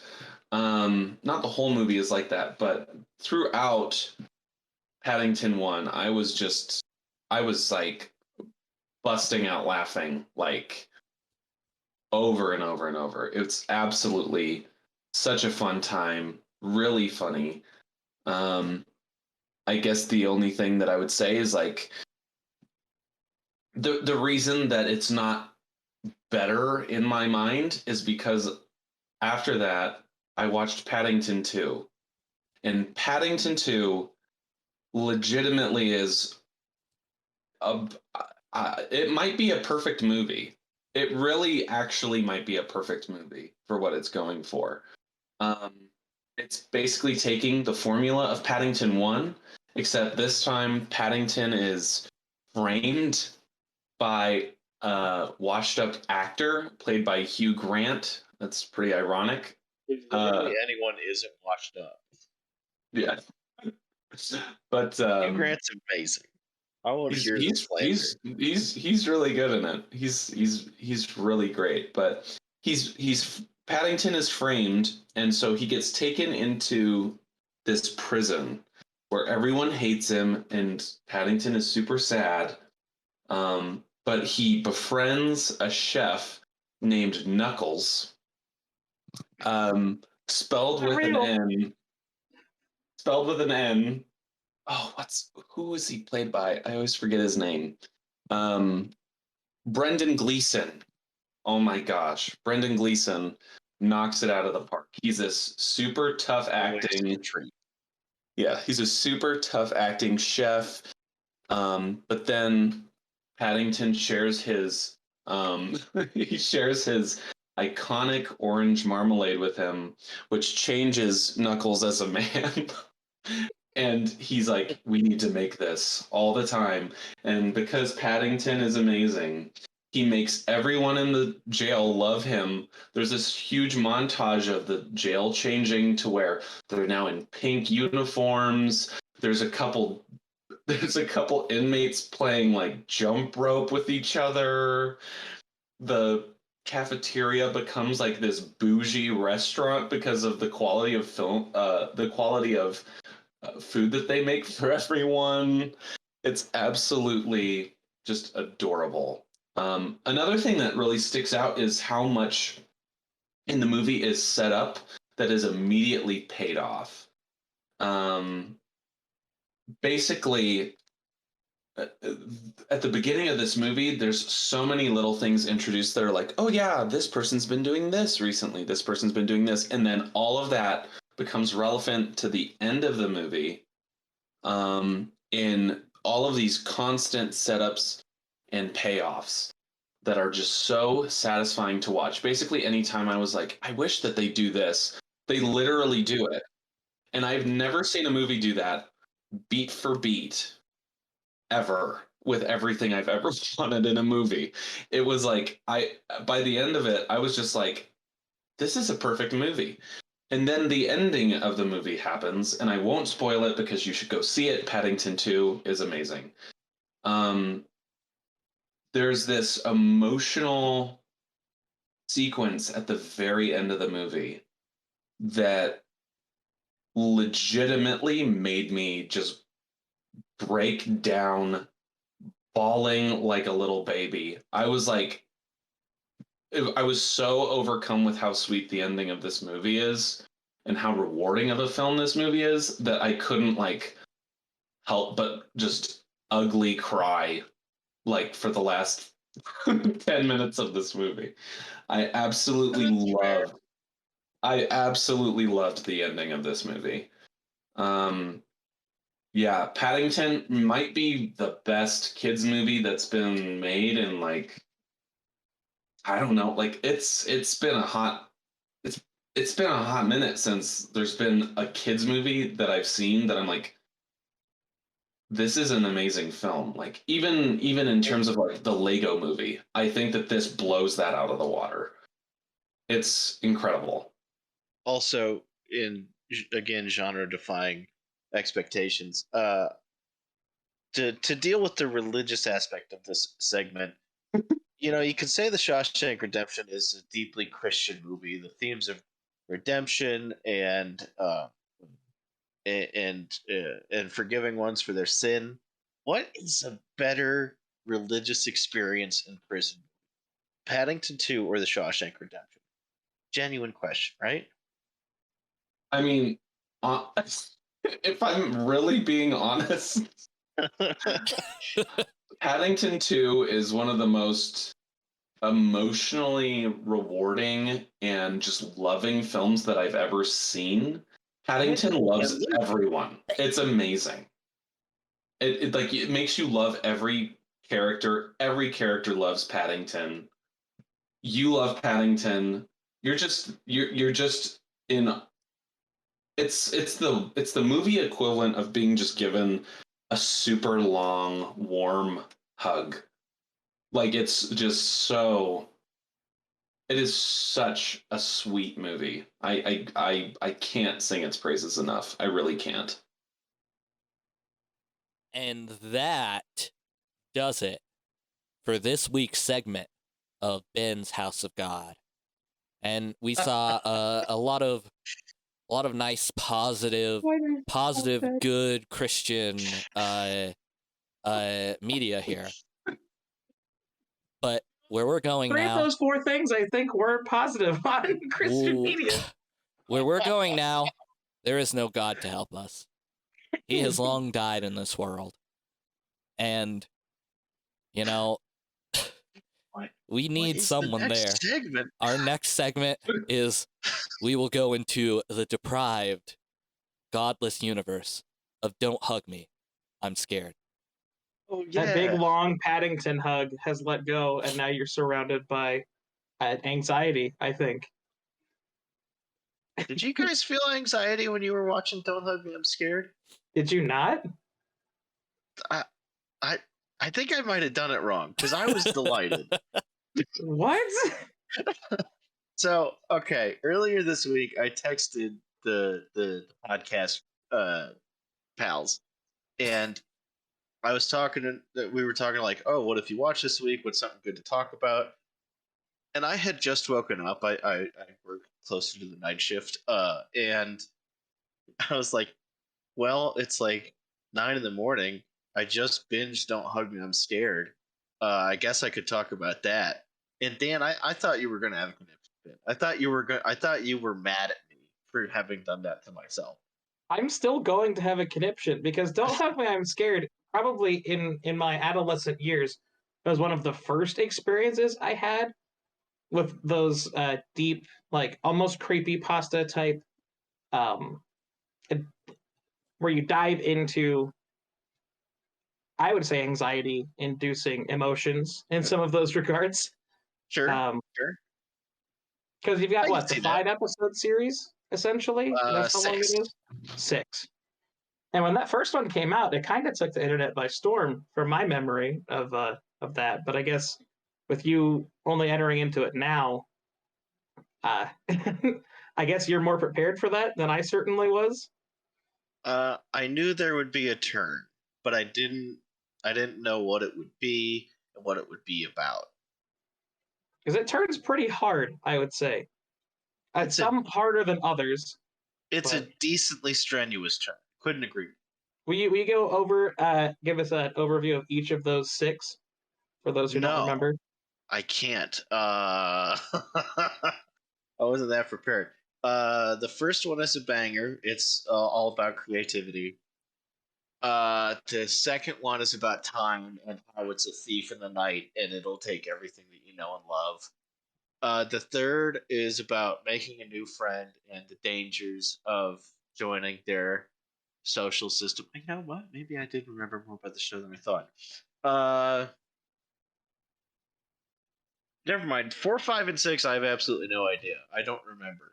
the red feller disappears, or the duck disappears. Yeah, the duck guy goes away when it's time to eat food, and you can't eat food with lots of color because it's deeply upsetting, and your teeth fall out or your teeth turn gray. And then the last one, it's about like throwing off your the psychosis of the self, your sort of your self perception and your fears and anxieties, and either controlling them or working through them so that you can reach a place or you can even catch a glimpse of something that's happier. It's sort of it's kind of like post-apocalyptic, but in a psyche sense. Does that mean anything to you?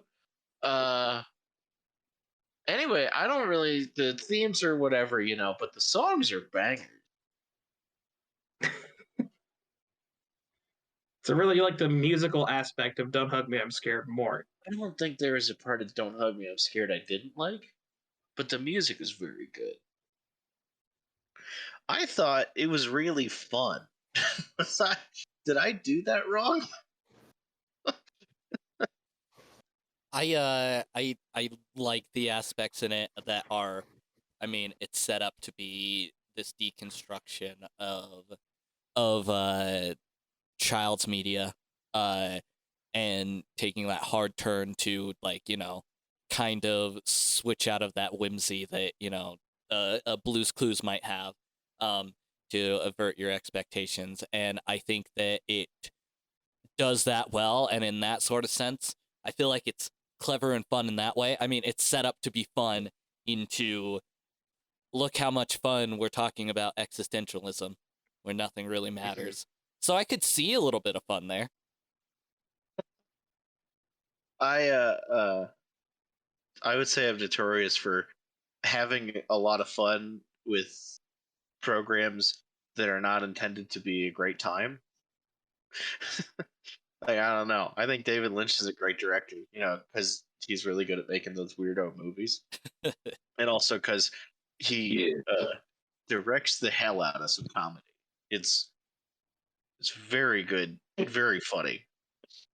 We're going to stay on YouTube Shorts, and we are going to move from Don't Hug Me, I'm Scared, a sort of parody of children's cartoons, and head to the next thing of shorts, which is just children's cartoons. I've been running down like this rabbit hole of Pokemon lately. New game came out. I really like that new game. We're gonna talk about that later, but we're gonna talk about, I've just been in a frenzy to get like good Pokemon media into my veins, and there's a few things I haven't done. One is going and watching Pokemon The Origins. I love any sort of media that is like the Pokemon show that is not from Ash's point of view. Just exploring this world of Pokemon is just really fun. So, to kind of put my craving for Pokemon into my sporadic schedule, because if I have any moment to myself, I'm just playing Pokemon Arceus. I went and watched these Pokemon shorts. It is the first series is called Pokemon Generations, and I just finished the second series called Pokemon Twilight Wings. Have any of you seen any of these? No, I don't believe it. I might have. There's the series where there's like, I don't know if it is the Origins ones or like the Legends ones, where there's like an episode for each basically gen that goes through like a different character. Yeah, that would be Generations. Okay, so I've seen those. So I want to shout out one or two specific episodes in Generations. The first one, and I don't know what the name is, but I can describe to you what happened. It is such a visual treat. It is it starts out with somebody walking through the Viridian Forest in the old Game Boy game, and it's just you're seeing the Game Boy game, and then it goes into a battle, and I want to say it's the trainer. He has like a Bulbasaur or something, and he's in the tall grass, and he comes across the Pikachu, and it goes to like him battling the Pikachu. He pulls out the Pokemon. This is all done in the Game Boy art style and everything, and he catches that Pokemon, and then you get a pull out to the actual animation, and you still have like the menus, and then the camera moves. Camera moves to him picking up the Pokeball after the Pikachu's been caught, and he lets it out. And the coolest thing about this is he lets it out, and they're animating this Pikachu off model. He looks so cool because it's not your normal Pikachu, and it's just like all of these little events of this Pikachu who loves fighting, and it's him just fighting through like the different games. So like he goes in, and there's just these set pieces for each gen, and it's just a celebration of the Pokemon games. It is such a delightful treat. I recommend that so much. Like it's, I want to say, like a 3-minute watch. I would definitely go check that out. And that's the first episode. The second episode I want to shout out for this particular generation series is the second episode. It is a SWAT team coming down on the Viridian. Is it the Viridian City? Yeah, the Viridian City gym. And they're basically running in because they're gonna go catch Giovanni.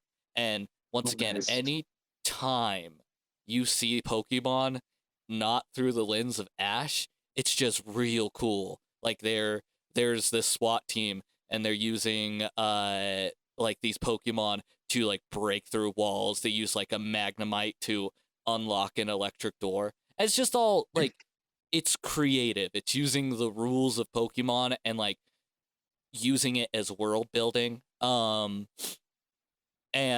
it like Daniel was saying, it's basically the celebration of all the games. So it's like going into events that happened in the game, but let's go in and animate it with like a really good production value, and goes in, and it's like right after your character in the Game Boy game, and Blue has gone in and beat him, and he just booked it. Really great, just like the world building of what it would be like to hang out and live with these monsters. Really cool. Recommend that. The next series is the Pokemon Twilight Wings, and this is a similar regard of its just these ones are about like 6 minutes each, but it's following specifically is it the Galar region, the new Sword and Shield one, and just going in, and it starts off with these two kids they're in a hospital, and these kids are like, basically they're sick, they are potentially terminally ill.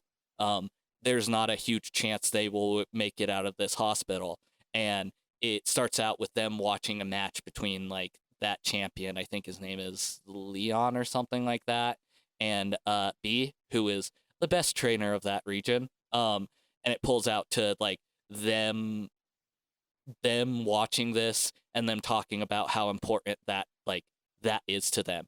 And it does that thing in media that I really enjoy, is take this camera and move it to someplace else. Like, we've seen trainers go in and go on their adventure and like be part of this grand story, but like just literally shifting this camera over to these two terminally ill kids, and like their only instance of seeing Pokemon and seeing trainers and everything is through these television programs.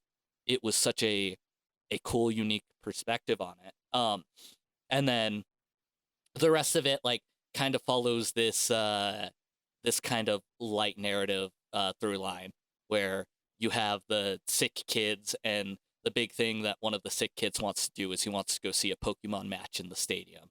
So he like writes a letter to the big guy who's running the league and everything, and it's about like him and him finally getting to go and do it. But like each one is like you get a spotlight on one of the gym trainers, and it was really cool because I have not played Pokemon, like an actual Pokemon game properly, since like I kind of dipped my toes back into X and Y.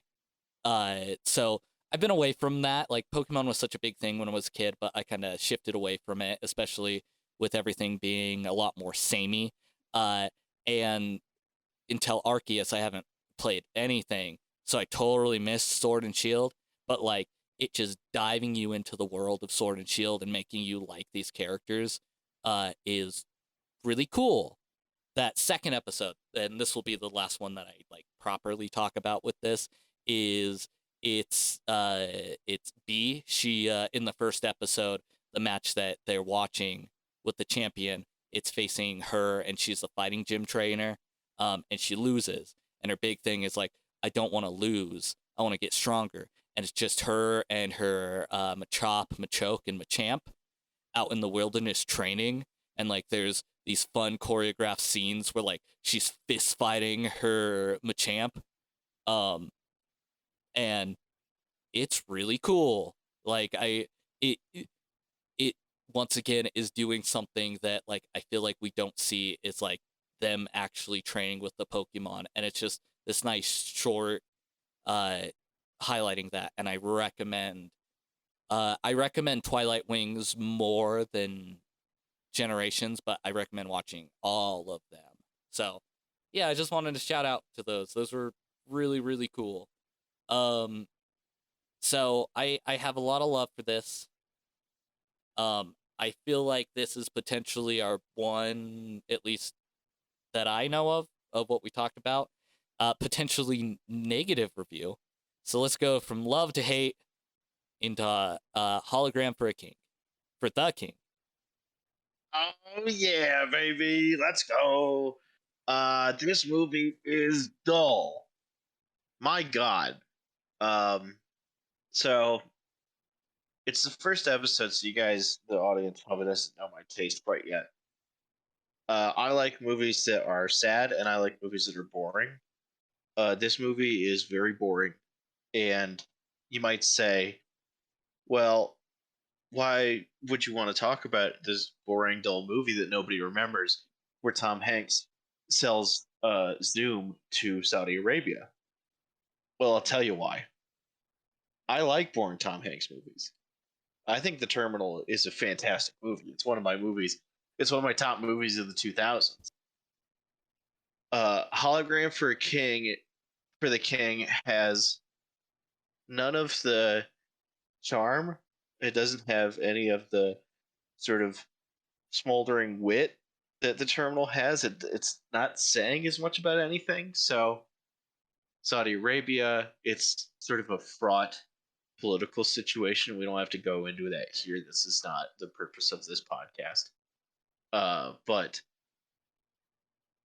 it's just silent on generally everything about Saudi Arabia, which is fascinating because the terminal is not. The terminal is not quiet about the breakup of Yugoslavia and the sort of crisis for humanity that was.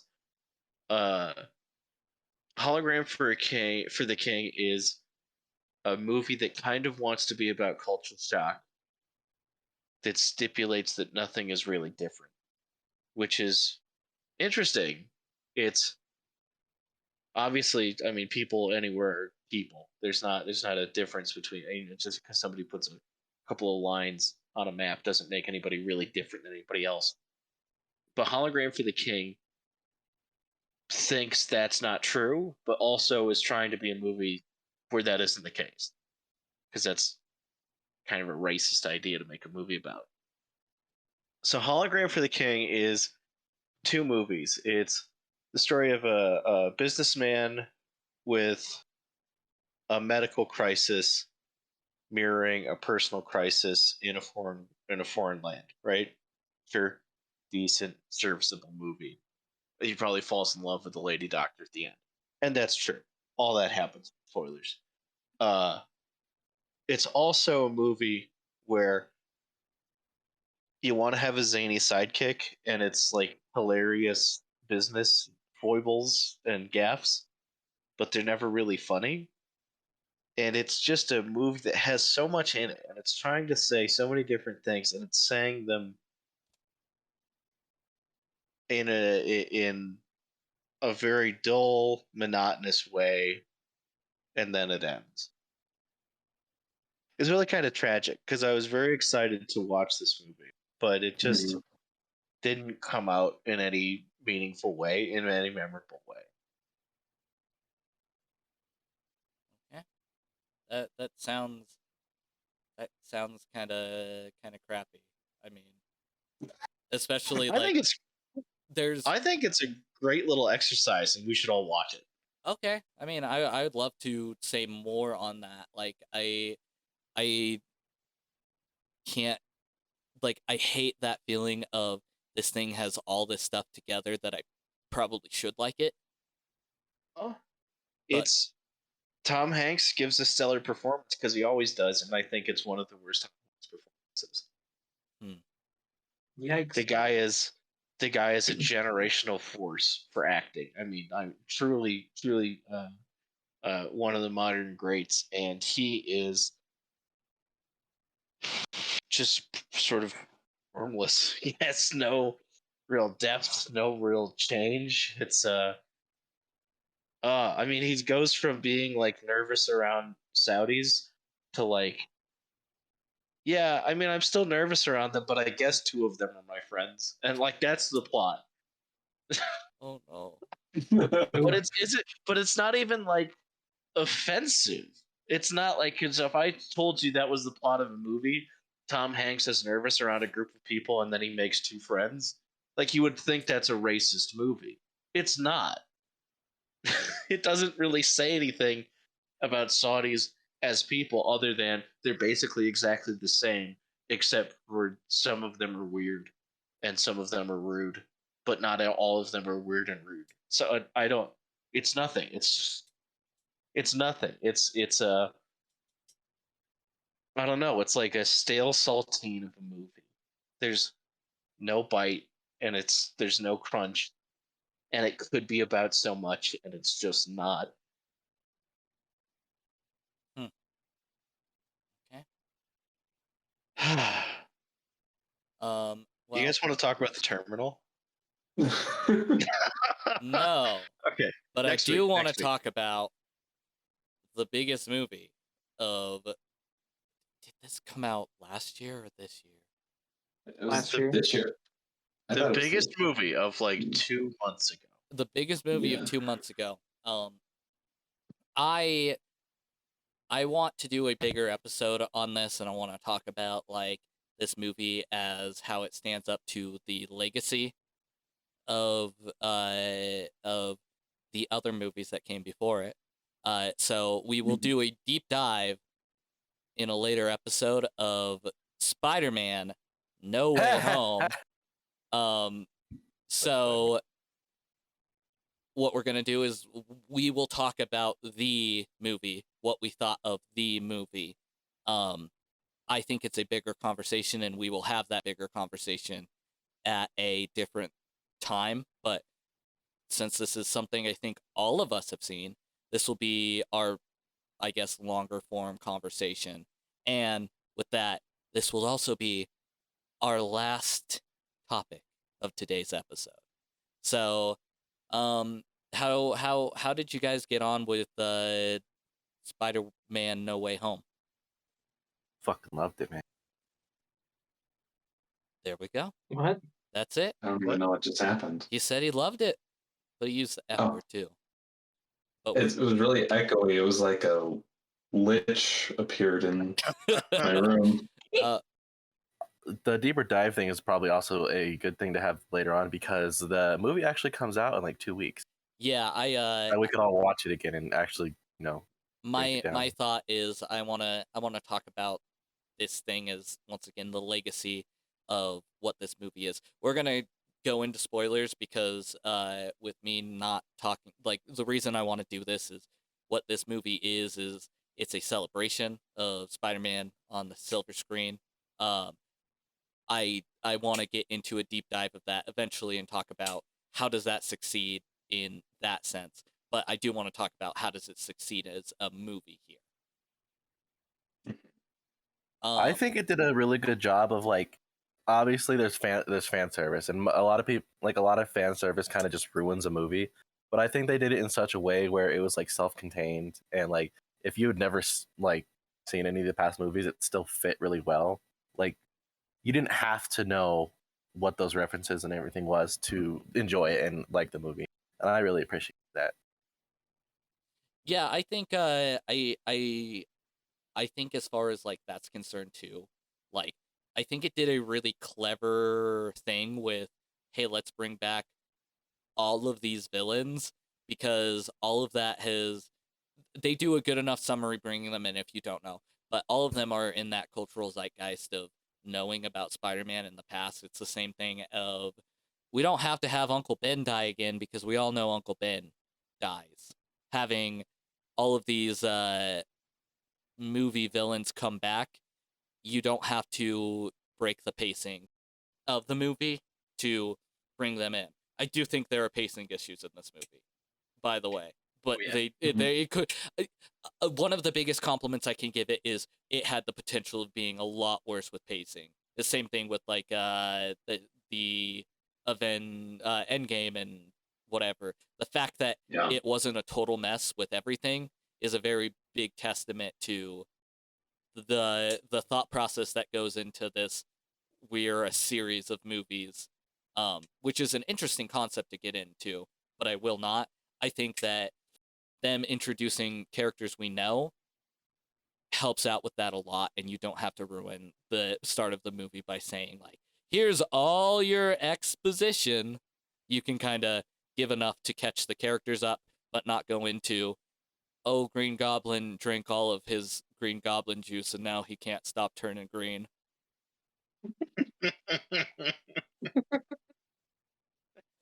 I really like how they like conveyed the idea of the Green Goblin and Norman being different, and how like he takes control. Like the first Spider-Man movie, conveyed that and did it okay, I think. But I think No Way Home definitely made it seem more of a plot point. Definitely. Because this first one made it seem like, Norman, it was like something that shifted into his normal personality, which it did. But No Way Home definitely sold it being like a separate personality entirely. I would agree, but like, I mean, in that first movie too, like you have that scene where he basically comes to Thanksgiving and he's really happy about everything, and then he leaves Thanksgiving by calling MJ a yeah. But was that really out of character though? Like, Green Goblin or not, that's not. He's a rich dude. He's probably just a dick. I don't know. I got an impression that Norman Osborn, despite like being a rich guy, like he still is he's kind of weird and sincere and caring. Where like he seems really enthusiastic about being alive and everything. Like you get that impression of like he's not an asshole, but he does something when he's desperate, and then he starts having huge mood swings. And I like that in this movie. I still like in Spider-Man 1 that like his big thing when he's doing that, because it's happening diegetically with him by him just talking in the mirror, and I love that in those movies. I didn't necessarily think it was done better in this movie, but there are really cool moments that happens, and like at some point after we get through our thoughts, I do want to talk about the scene in the apartment, because the scene in the apartment is so fun. Yeah, no, it's crazy. I love that. James, Ben, and Danny, how did you get on with this movie as a whole? It was fine. How dare you, sir? So Ben's got the hottest take right now. I think that I think Ben and I have to take this outside. I think Spider-Man No Way Home. I was more so happy to see Willem Dafoe as Green Goblin, and Alfred Molina as Doc Ock, and obviously I'm a Tobey Maguire boy, so seeing Tobey Maguire, I was excited too. But I think as an overall film, there was maybe just some stuff that I thought was just okay. I wouldn't say that this film was bad, like by no means. Like I don't think it's a bad movie, but I think that um,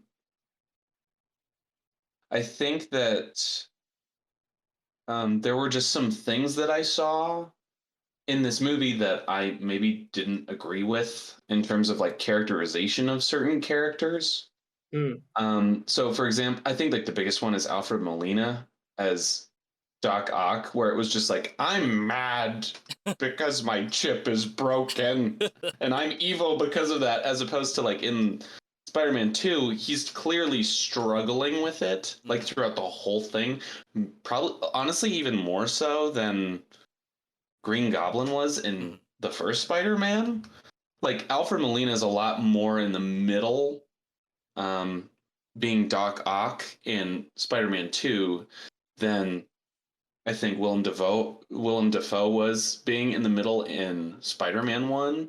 Yeah. I do agree with you, John, where it's like I think that I always read Norman Osborn's like aggression and all this stuff at like the dinner, like that's like a little bit of the Goblin getting in there. That's not him. It's like just he can't like pull that stuff back. It's like it is a personality overtaking him, which is sort of a through line of all three of the original Spider-Man movies. Like the first one, and that's sort of what's kind of beautiful about the third Spider-Man is now it's Tobey Maguire, Spider-Man, struggling with having these two different sort of like who he is and being tainted by this darker half of himself. And what makes that a fulfilling trilogy is, sure, we saw Doc Ock and Green Goblin succumb to those, but Spider-Man was able to overcome it. He was able to overcome that darkness creeping into him and actually changing him as a person and taking him over. But I just think that I thought throughout basically the whole movie, I thought Doc Ock was not really acting like Doc Ock was, which made me be like, okay, is he from a different universe? But it's just it's just Alfred Molina.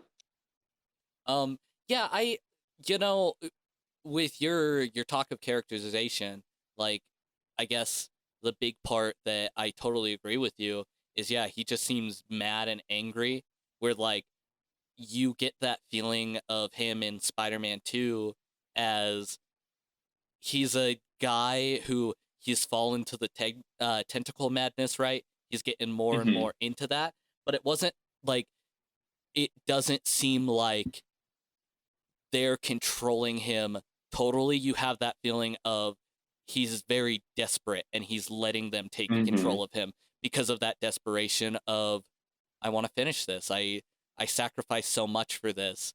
And in No Way Home, he has that feeling of, I'm just a bad guy being taken control by these tentacles, where like, yeah, it's definitely, it's not as that like it's not as of a sympathetic like approach to him, because you do get that feeling that he's letting these tentacles take over more and more so he can achieve the end, because he feels like the ends justify the means at this point. I also felt like there was maybe some.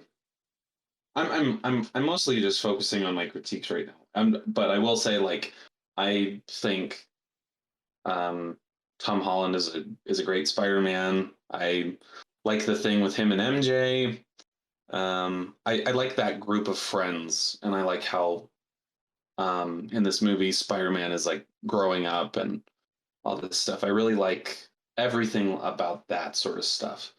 But my other distractions were like on a production level, where it's very apparent that they couldn't get the actor for Sandman back. He was in it. He just did voiceover. Yeah, but he was like, I don't want to be on camera. Because like the shots that they used of him were shots in Spider-Man 3. They just repurposed the shots. Or unused shots because they don't actually line up. Yeah. And so it's like takes, which I thought was at least like a cool way to do it, so it's not 1-to-1, you know. Yeah, sure, but it's like if he comes back to do the voice, why can't he just be on set? Because he has to go film Sideways too. I didn't want to. I didn't. Long ways. I didn't want to jump in and shout Thomas Hayden Church, but thank you. I appreciate you remembering him and Paul Giamatti, who is dressed up as the Rhino, are filming Sideways 2 as we speak. Marvel Wish Sideways. That were true. I have so much more to say about Sideways than I do about literally any moment of a Spider-Man. And I'm sorry that I'm just of no use to you. It's okay. Well, so, James, how did you get on with this movie? I liked it quite a lot. I like, in general, I don't like superheroes. I don't like superhero movies. It's not my bag, man. But I saw this one. I had a really good crowd. My steps, brothers and dad, are all big Marvel guys. They like all the nonsense. So it was good because they were wild into it. They were loving it. It was a great time, and I really got to see with I think the right crowd. Otherwise, I don't think I would have enjoyed it half as much. But it was a good time. I've always been a bigger fan of, in these Spider-Man movies specifically, of the guys that they get to play characters on the periphery. Like, I'm a big Michael Keaton fan, right? I was honestly more excited to see Michael Keaton than I was to see a Spider-Man movie, so I was just happy he was getting work. And this is like a rogues gallery of some of my favorite character actors getting work, in addition to the world-renowned hero that is Willem Dafoe. So that was awesome. My favorite part about this movie is that the mouse cut huge checks to all my favorite boys. That was tight. That was awesome.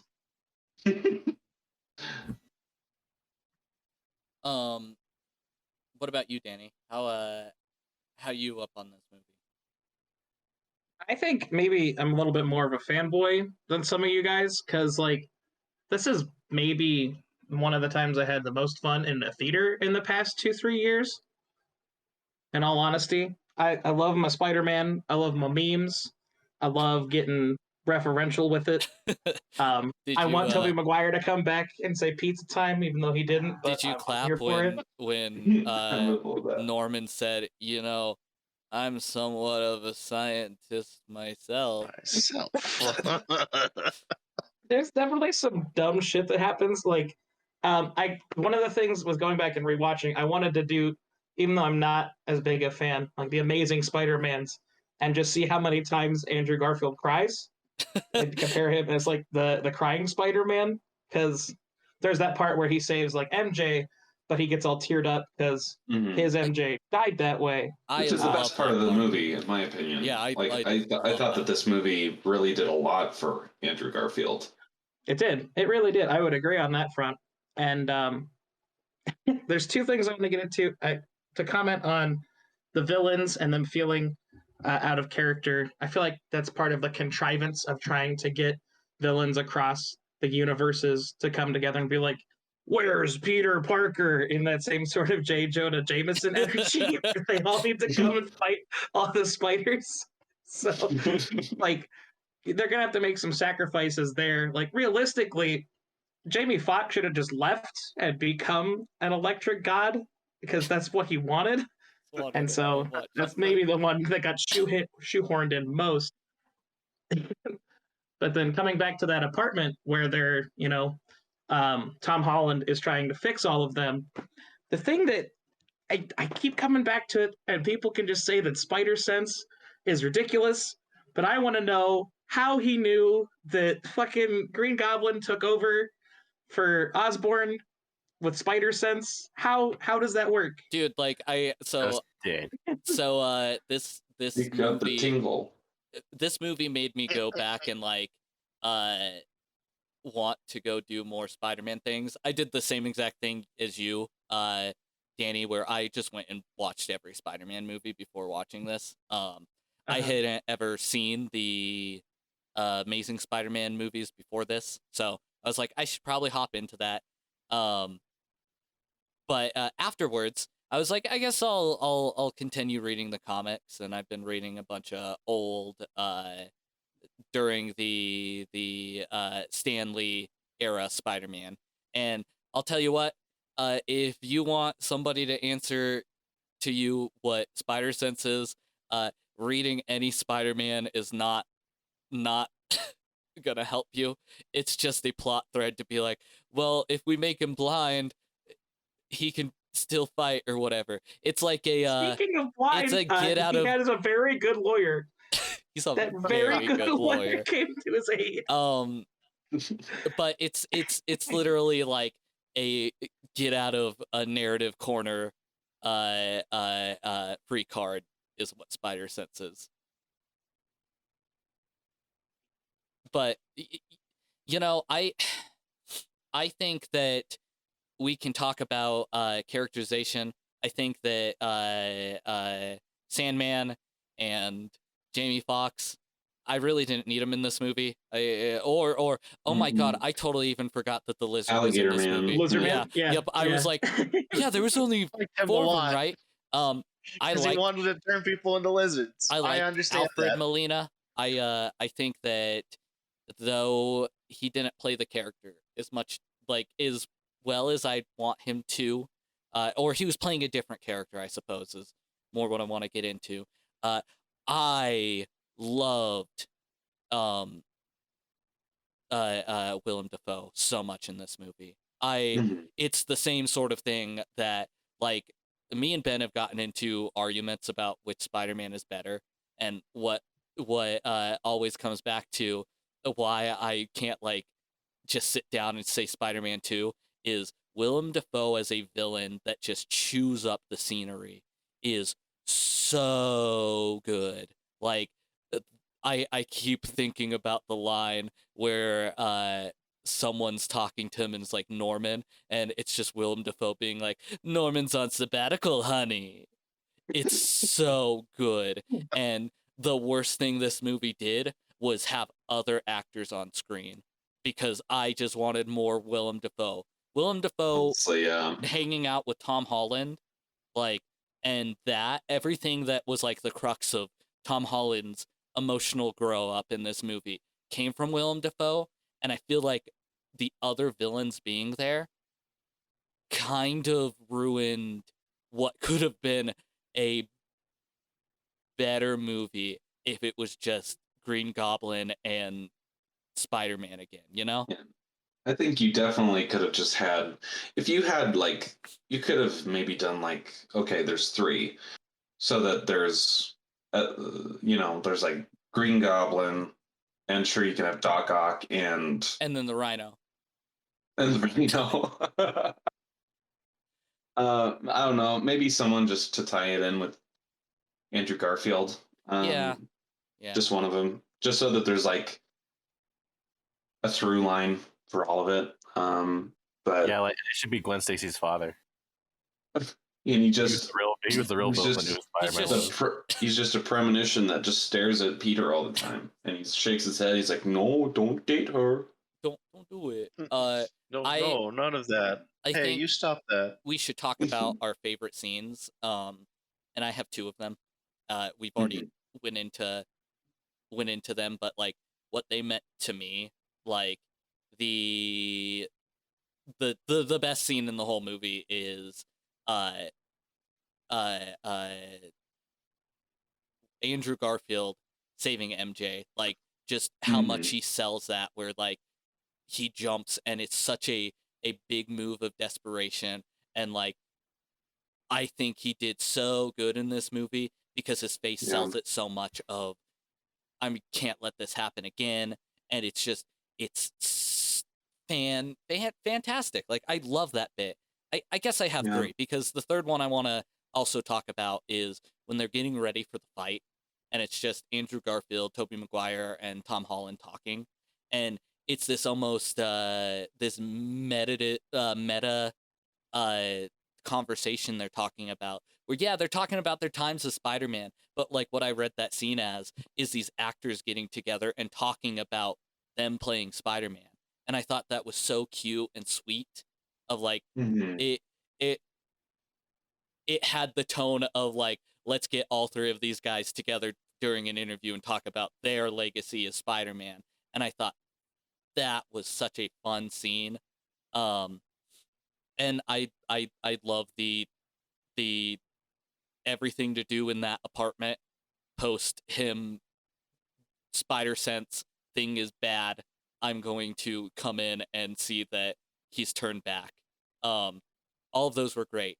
My big issue with this movie is the same issue I had with Spider-Man, and all Marvel movies in general, is they don't know how to handle tonal change. John Watts, who has done the directing for all three of the Spider-Man movies at this point, he definitely has a more comedic style to him. I will give him that, and go with what you know. I think that the first Spider-Man movie works well of the John Watts trilogy, because it is kind of comedy. It's kind of parroting like this ideal high school experience by having like literally Ferris Bueller's Day Off playing on one of the TVs. It wants to be like that, of like, oh, Peter just wants to go to school, but he's got to be Spider-Man. And I think that works well.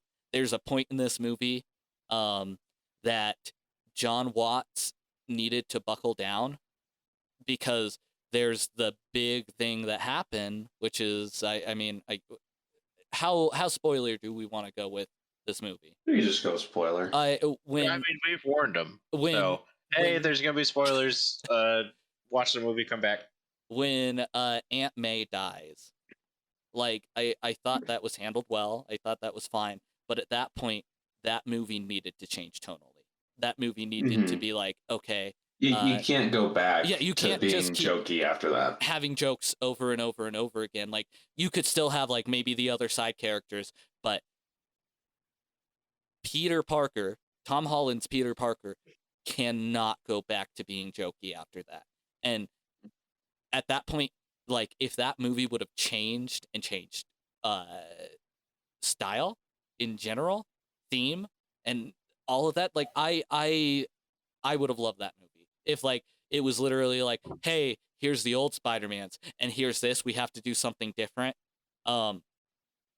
It would have been up there, but because it's a Marvel movie, they have to add levity to everything. Marvel has that big thing of, we have to make a movie for everybody. And in the end, when you make a movie for everybody, you kind of make a movie for nobody. Like, people enjoy it, right? It's something that people can talk about, but it's very hard for me to sit down and like say on my short list of top favorite movies that had like a really big impact, to ever put a Marvel movie on that, because they're not really saying anything, you know? They're too afraid to go into this movie's about this or whatever, because they don't want to upset anybody, or they don't want to make a movie that isn't for everybody, that you kind of lose, I guess, that personal feeling that I got from the original trilogy of Spider-Man movies. Is those are all very personal movies to me, and they're trying to say something. Sure, it's popcorn filmmaking, but that's what Raimi does best, is a good popcorn movie. but they're very personal to me. And because of that feeling of we have to play this movie safe, I just felt like I couldn't connect with it on the same personal level I did with those other movies. And the big thing too is going back and watching all of these, there are moments in Amazing Spider-Man where those are trying to do something. And I kind of respect those movies more because they're trying to do something, you know? No, yeah, I think that and like I think that that's what's at the core of these new Spider-Man movies is that they are holistically trying to be fitting into the Marvel tone, which when you have 15 to 20 movies in the same universe and they all have the same tone, even if they're about different people, a lot of them will blend in together. Most of them will blend in together. And so the thing about these movies is like they arrive and you're just like, okay, and you watch it and you're just like, okay, it's another Marvel movie. So it doesn't really leave that much of an impression. I mean, I can make exceptions for like certain Marvel movies where it's like that is definitely a Taika Waititi movie. That's definitely a James Gunn movie. Like stuff like that. Like I can fully like recognize that. But with these movies, it does feel very blended in with Marvel stuff as opposed to trying to do its own thing. But all that being said, it doesn't particularly do anything bad. At least in the case of this movie, it's like it's nothing is bad. Like I wouldn't say there's anything that I was like oof about this movie. It's just kind of it fits in line with other Marvel movies where you watch it and you're like, well, that was fun, and then you're done watching it. Yeah, and then you like go back, and then you like go have supper at like the Olive Garden, Yeah, like you're kind of like, okay, you don't get anything from it. Yeah. But those are at least my thoughts on the movie. Once again, love Willem Dafoe, love Alfred Molina. They're great. Did anyone else get like grandma vibes from Doc Ock in this movie? Like he just kind of seems like a grandma. Grandma. Yeah, I look at him and I just feel like he looks like a grandma. He is kind of old and crotchety, and he's got like, he's like 65. He's got like the same curly hair as my grandma. Yeah, like they wear the same it's also glasses. funny because like he only agreed to come back if they de-aged him, and it doesn't look like they did at all. Yeah, I mean, can only go so far. I'm waiting till I see it in like high resolution because like even in the theaters it kind of looked like garbage. Yeah. Well, if we want to talk about editing Doc Ock, how about all the times where people just like removed the arms and he's floating along the highway? And that reminds me of another thing. The CGI in this movie was atrocious. It wasn't great. Like it was like they actually went back and fixed some of it. If you heard it, I'm not sure if you guys heard about it, but they actually went back and like fixed some of it. Like there's a second version they released kind of discreetly in the theaters that did fix some of the CGI. But the one that I hated the absolute most was when Andrew Garfield saves MJ, because when he hits the ground and stands back up, it's so jarringly like unrealistic. And like there's got to be a certain like amount of unrealistic for movies like this, but it's just so jarring and uncanny that it just looks really uncomfortable to look at. Yeah, I don't know. I was the thing about like visuals, like CGI and stuff is, if you're invested in the story or if you're invested in like what's going on, you can really overlook any of that stuff. But I agree. Like that's the point. It's the reason. It's entirely because I agree that I'm saying like this is a bad thing is because that was too distracting for me to like. It was really bad. It's really bad animation. Yeah, I mean I didn't notice anything about it, but all of these movies look like cartoons.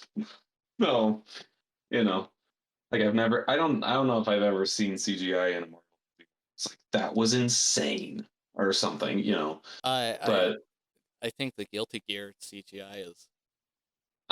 Yeah, I mean, it's Guilty Gear. There you go. Yeah, okay. I just want to put that out there. But no, yeah, I maybe, who knows? Maybe I was just invested in that specific part of the movie, so I didn't really pay any mind to it. But got it. There is another bit that I am kind of upset about is, it was very like it was a powerful moment, of towards the end there.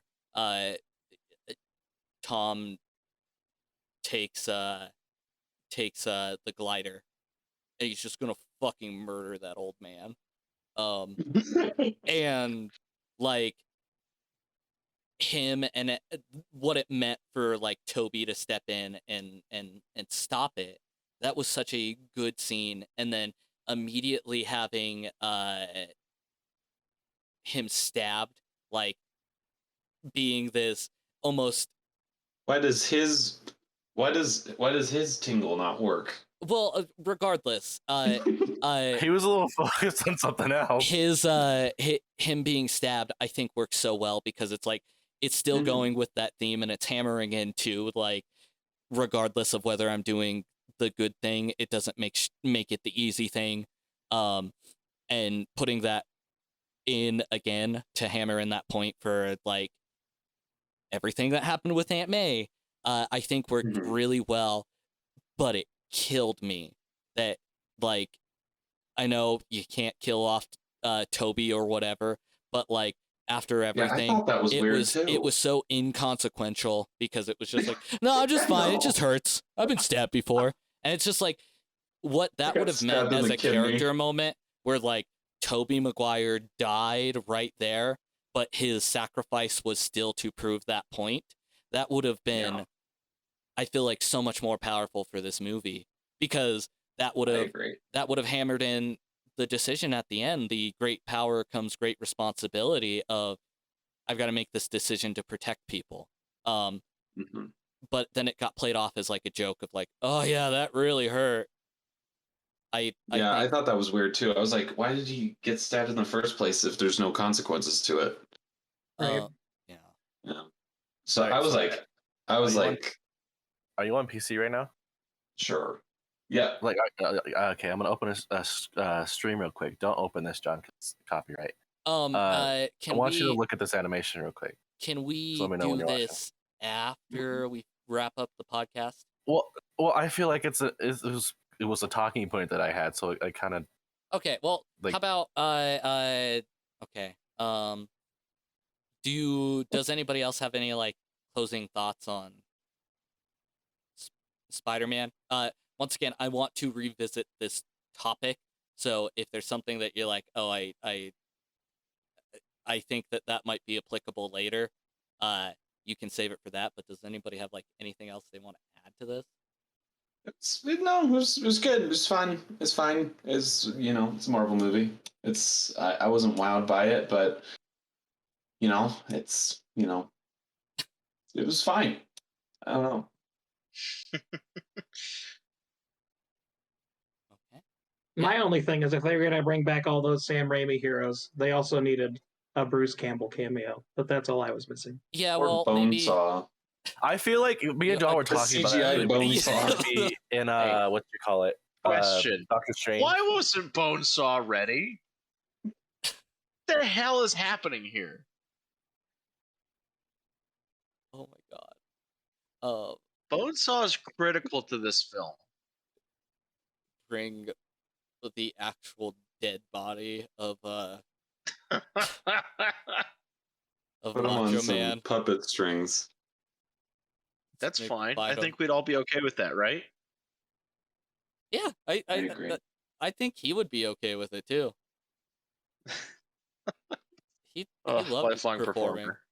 performer. Lifelong performer. No, I don't want to turn this into like us talking about speculation for Marvel, because I don't want to be a Marvel shill. I enjoy the every odd Marvel movie. Like Ben was talking about. God, I love Thor Ragnarok because I love Taika Waititi. So yeah, maybe there might be a Bruce Campbell thing in Multiverse of Madness because it's a Raimi film. That'd be wild. I would watch it just I'd for lose that. my shit. I think we have a better chance seeing the Oldsmobile in it than Bruce Campbell, but I would still be pretty hyped if somebody was just driving around Ash's car. Like, even if it was just a small thing, I would be real excited about it. So Skylar sent that the animation. Let me look at it. Oh yeah, that doesn't look good. That doesn't look good at all. Oh, yeah, maybe a little bit. Yeah. Yeah, It's like overly distracting. It's like I can't suspend disbelief with how bad that is. Like, yeah, I get it. Like, Marvel movies are hit or miss with CG. It just really depends on what they're working with, I think, because like the CG, whether it's organic or not, really depends on what the CG is for. And our Spider-Man is an organic being. Like, he's human, he's fleshy.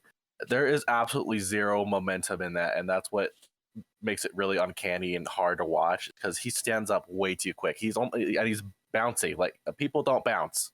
Like, I know that bouncing is the principle of animation, but like this isn't like complete kind of animation. It's supposed to be realistic because it's a realistic movie. It's a live action. Skylar Gwyn bounced a lot. And see. No, the last thing I want to ask you guys before we wrap this up. How did you feel like where they kind of left things? I really like how they left it. It feels like it was a reverse, like I mentioned before, a reverse origin story, where instead of like this is how he started as Spider-Man, this is how he like stepped into the role as Spider-Man instead, if that makes sense. Like, he had the power and he had to learn how to, it basically they just took the origin story and did it backwards, and I liked that a lot. Yeah, I thought it was. You know what? I think that if they just leave it open ended and that's the end, like that's plenty interesting to me. Like, I think it's like, okay, we can assume that he just goes off and becomes Spider-Man. Yeah, like you could have future movies just have like little newspapers or something being like, Spider-Man saves this. You don't ever have to have Peter Parker exist ever like again in that, which I think with Tom, it seemed like news came out after he was done that he's like, I might step away from acting for a little bit. So I personally liked where they left him as a character. To me, and I'm sure a lot of other people, having poor little like actual poor Peter Parker trying to make his way as like being a single person on his own, trying to struggle to make rent and everything. I feel like that encapsulates his character the best, and like that's definitely my favorite version of Peter. It makes him more human. Like, you get that, and once again, I want to touch on this in a later episode, but you get that like that feeling of Peter Parker's life would be so much better if he wasn't Spider-Man. Like, if he literally just dropped it, he could get a pretty decent job and just live whatever life. And I think that that's important to him as a character. So I like where that leaves him. I like the fact that like you see him packing, you see his stuff that's packed up, and there's like a study guide for get your GED. I thought that was pretty funny. Because he don't exist no more. He's got to get a diploma somehow. I mean, one kind of like weird plot point that I wasn't quite fond of was related to like how it ended. Like, how it's like, we'll make him forget I'm Spider-Man. It's like, well, that won't work. It's like, we'll make him forget I'm Peter Parker. It's basically the same thing. So why does it still work? Why does that one work and the other doesn't? Well, it just thing felt, is that it felt shoehorned. Well, the reason that the Spider-Man one didn't work is because like he interfered with the spell and he didn't accept it at a base level. And so it was his own personal thing where he was like, oh, I don't want to do that. And then the second one, he does accept, he doesn't mess with the spell at all. He doesn't break the spell. He's just like, okay, it'll be that. Yeah, he could have just made a new one though. Yeah, but Made I a feel new like spell. I mean, he obviously had to make a new one just for the Peter Parker one. maybe Like, it made sense for the story they wanted to convey, but like, I just think it doesn't really make sense why one worked, where one would work and one would not. maybe he can't That's my only real issue with it. undo that spell because It'd be two spells contradicting each other. yeah, like that. I don't think you can.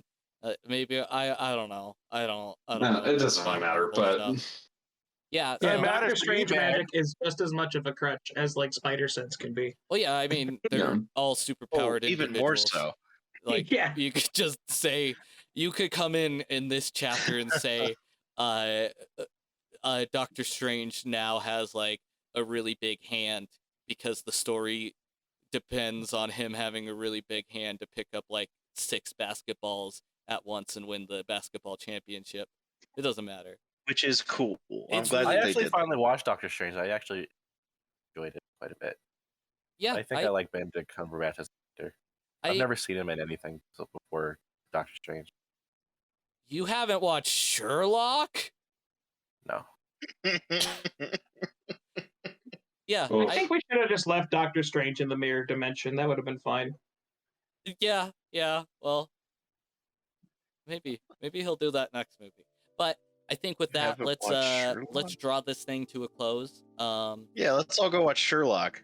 Let's all go watch Sherlock. Once again, we've been the Hanging Out With podcast, and thanks for hanging out with us. But And podcasting. yeah, we'll keep pumping these out. We have a whole bunch of other things we had on a list today. We'll go through those at a different point. So thank you so much. That should do it for us.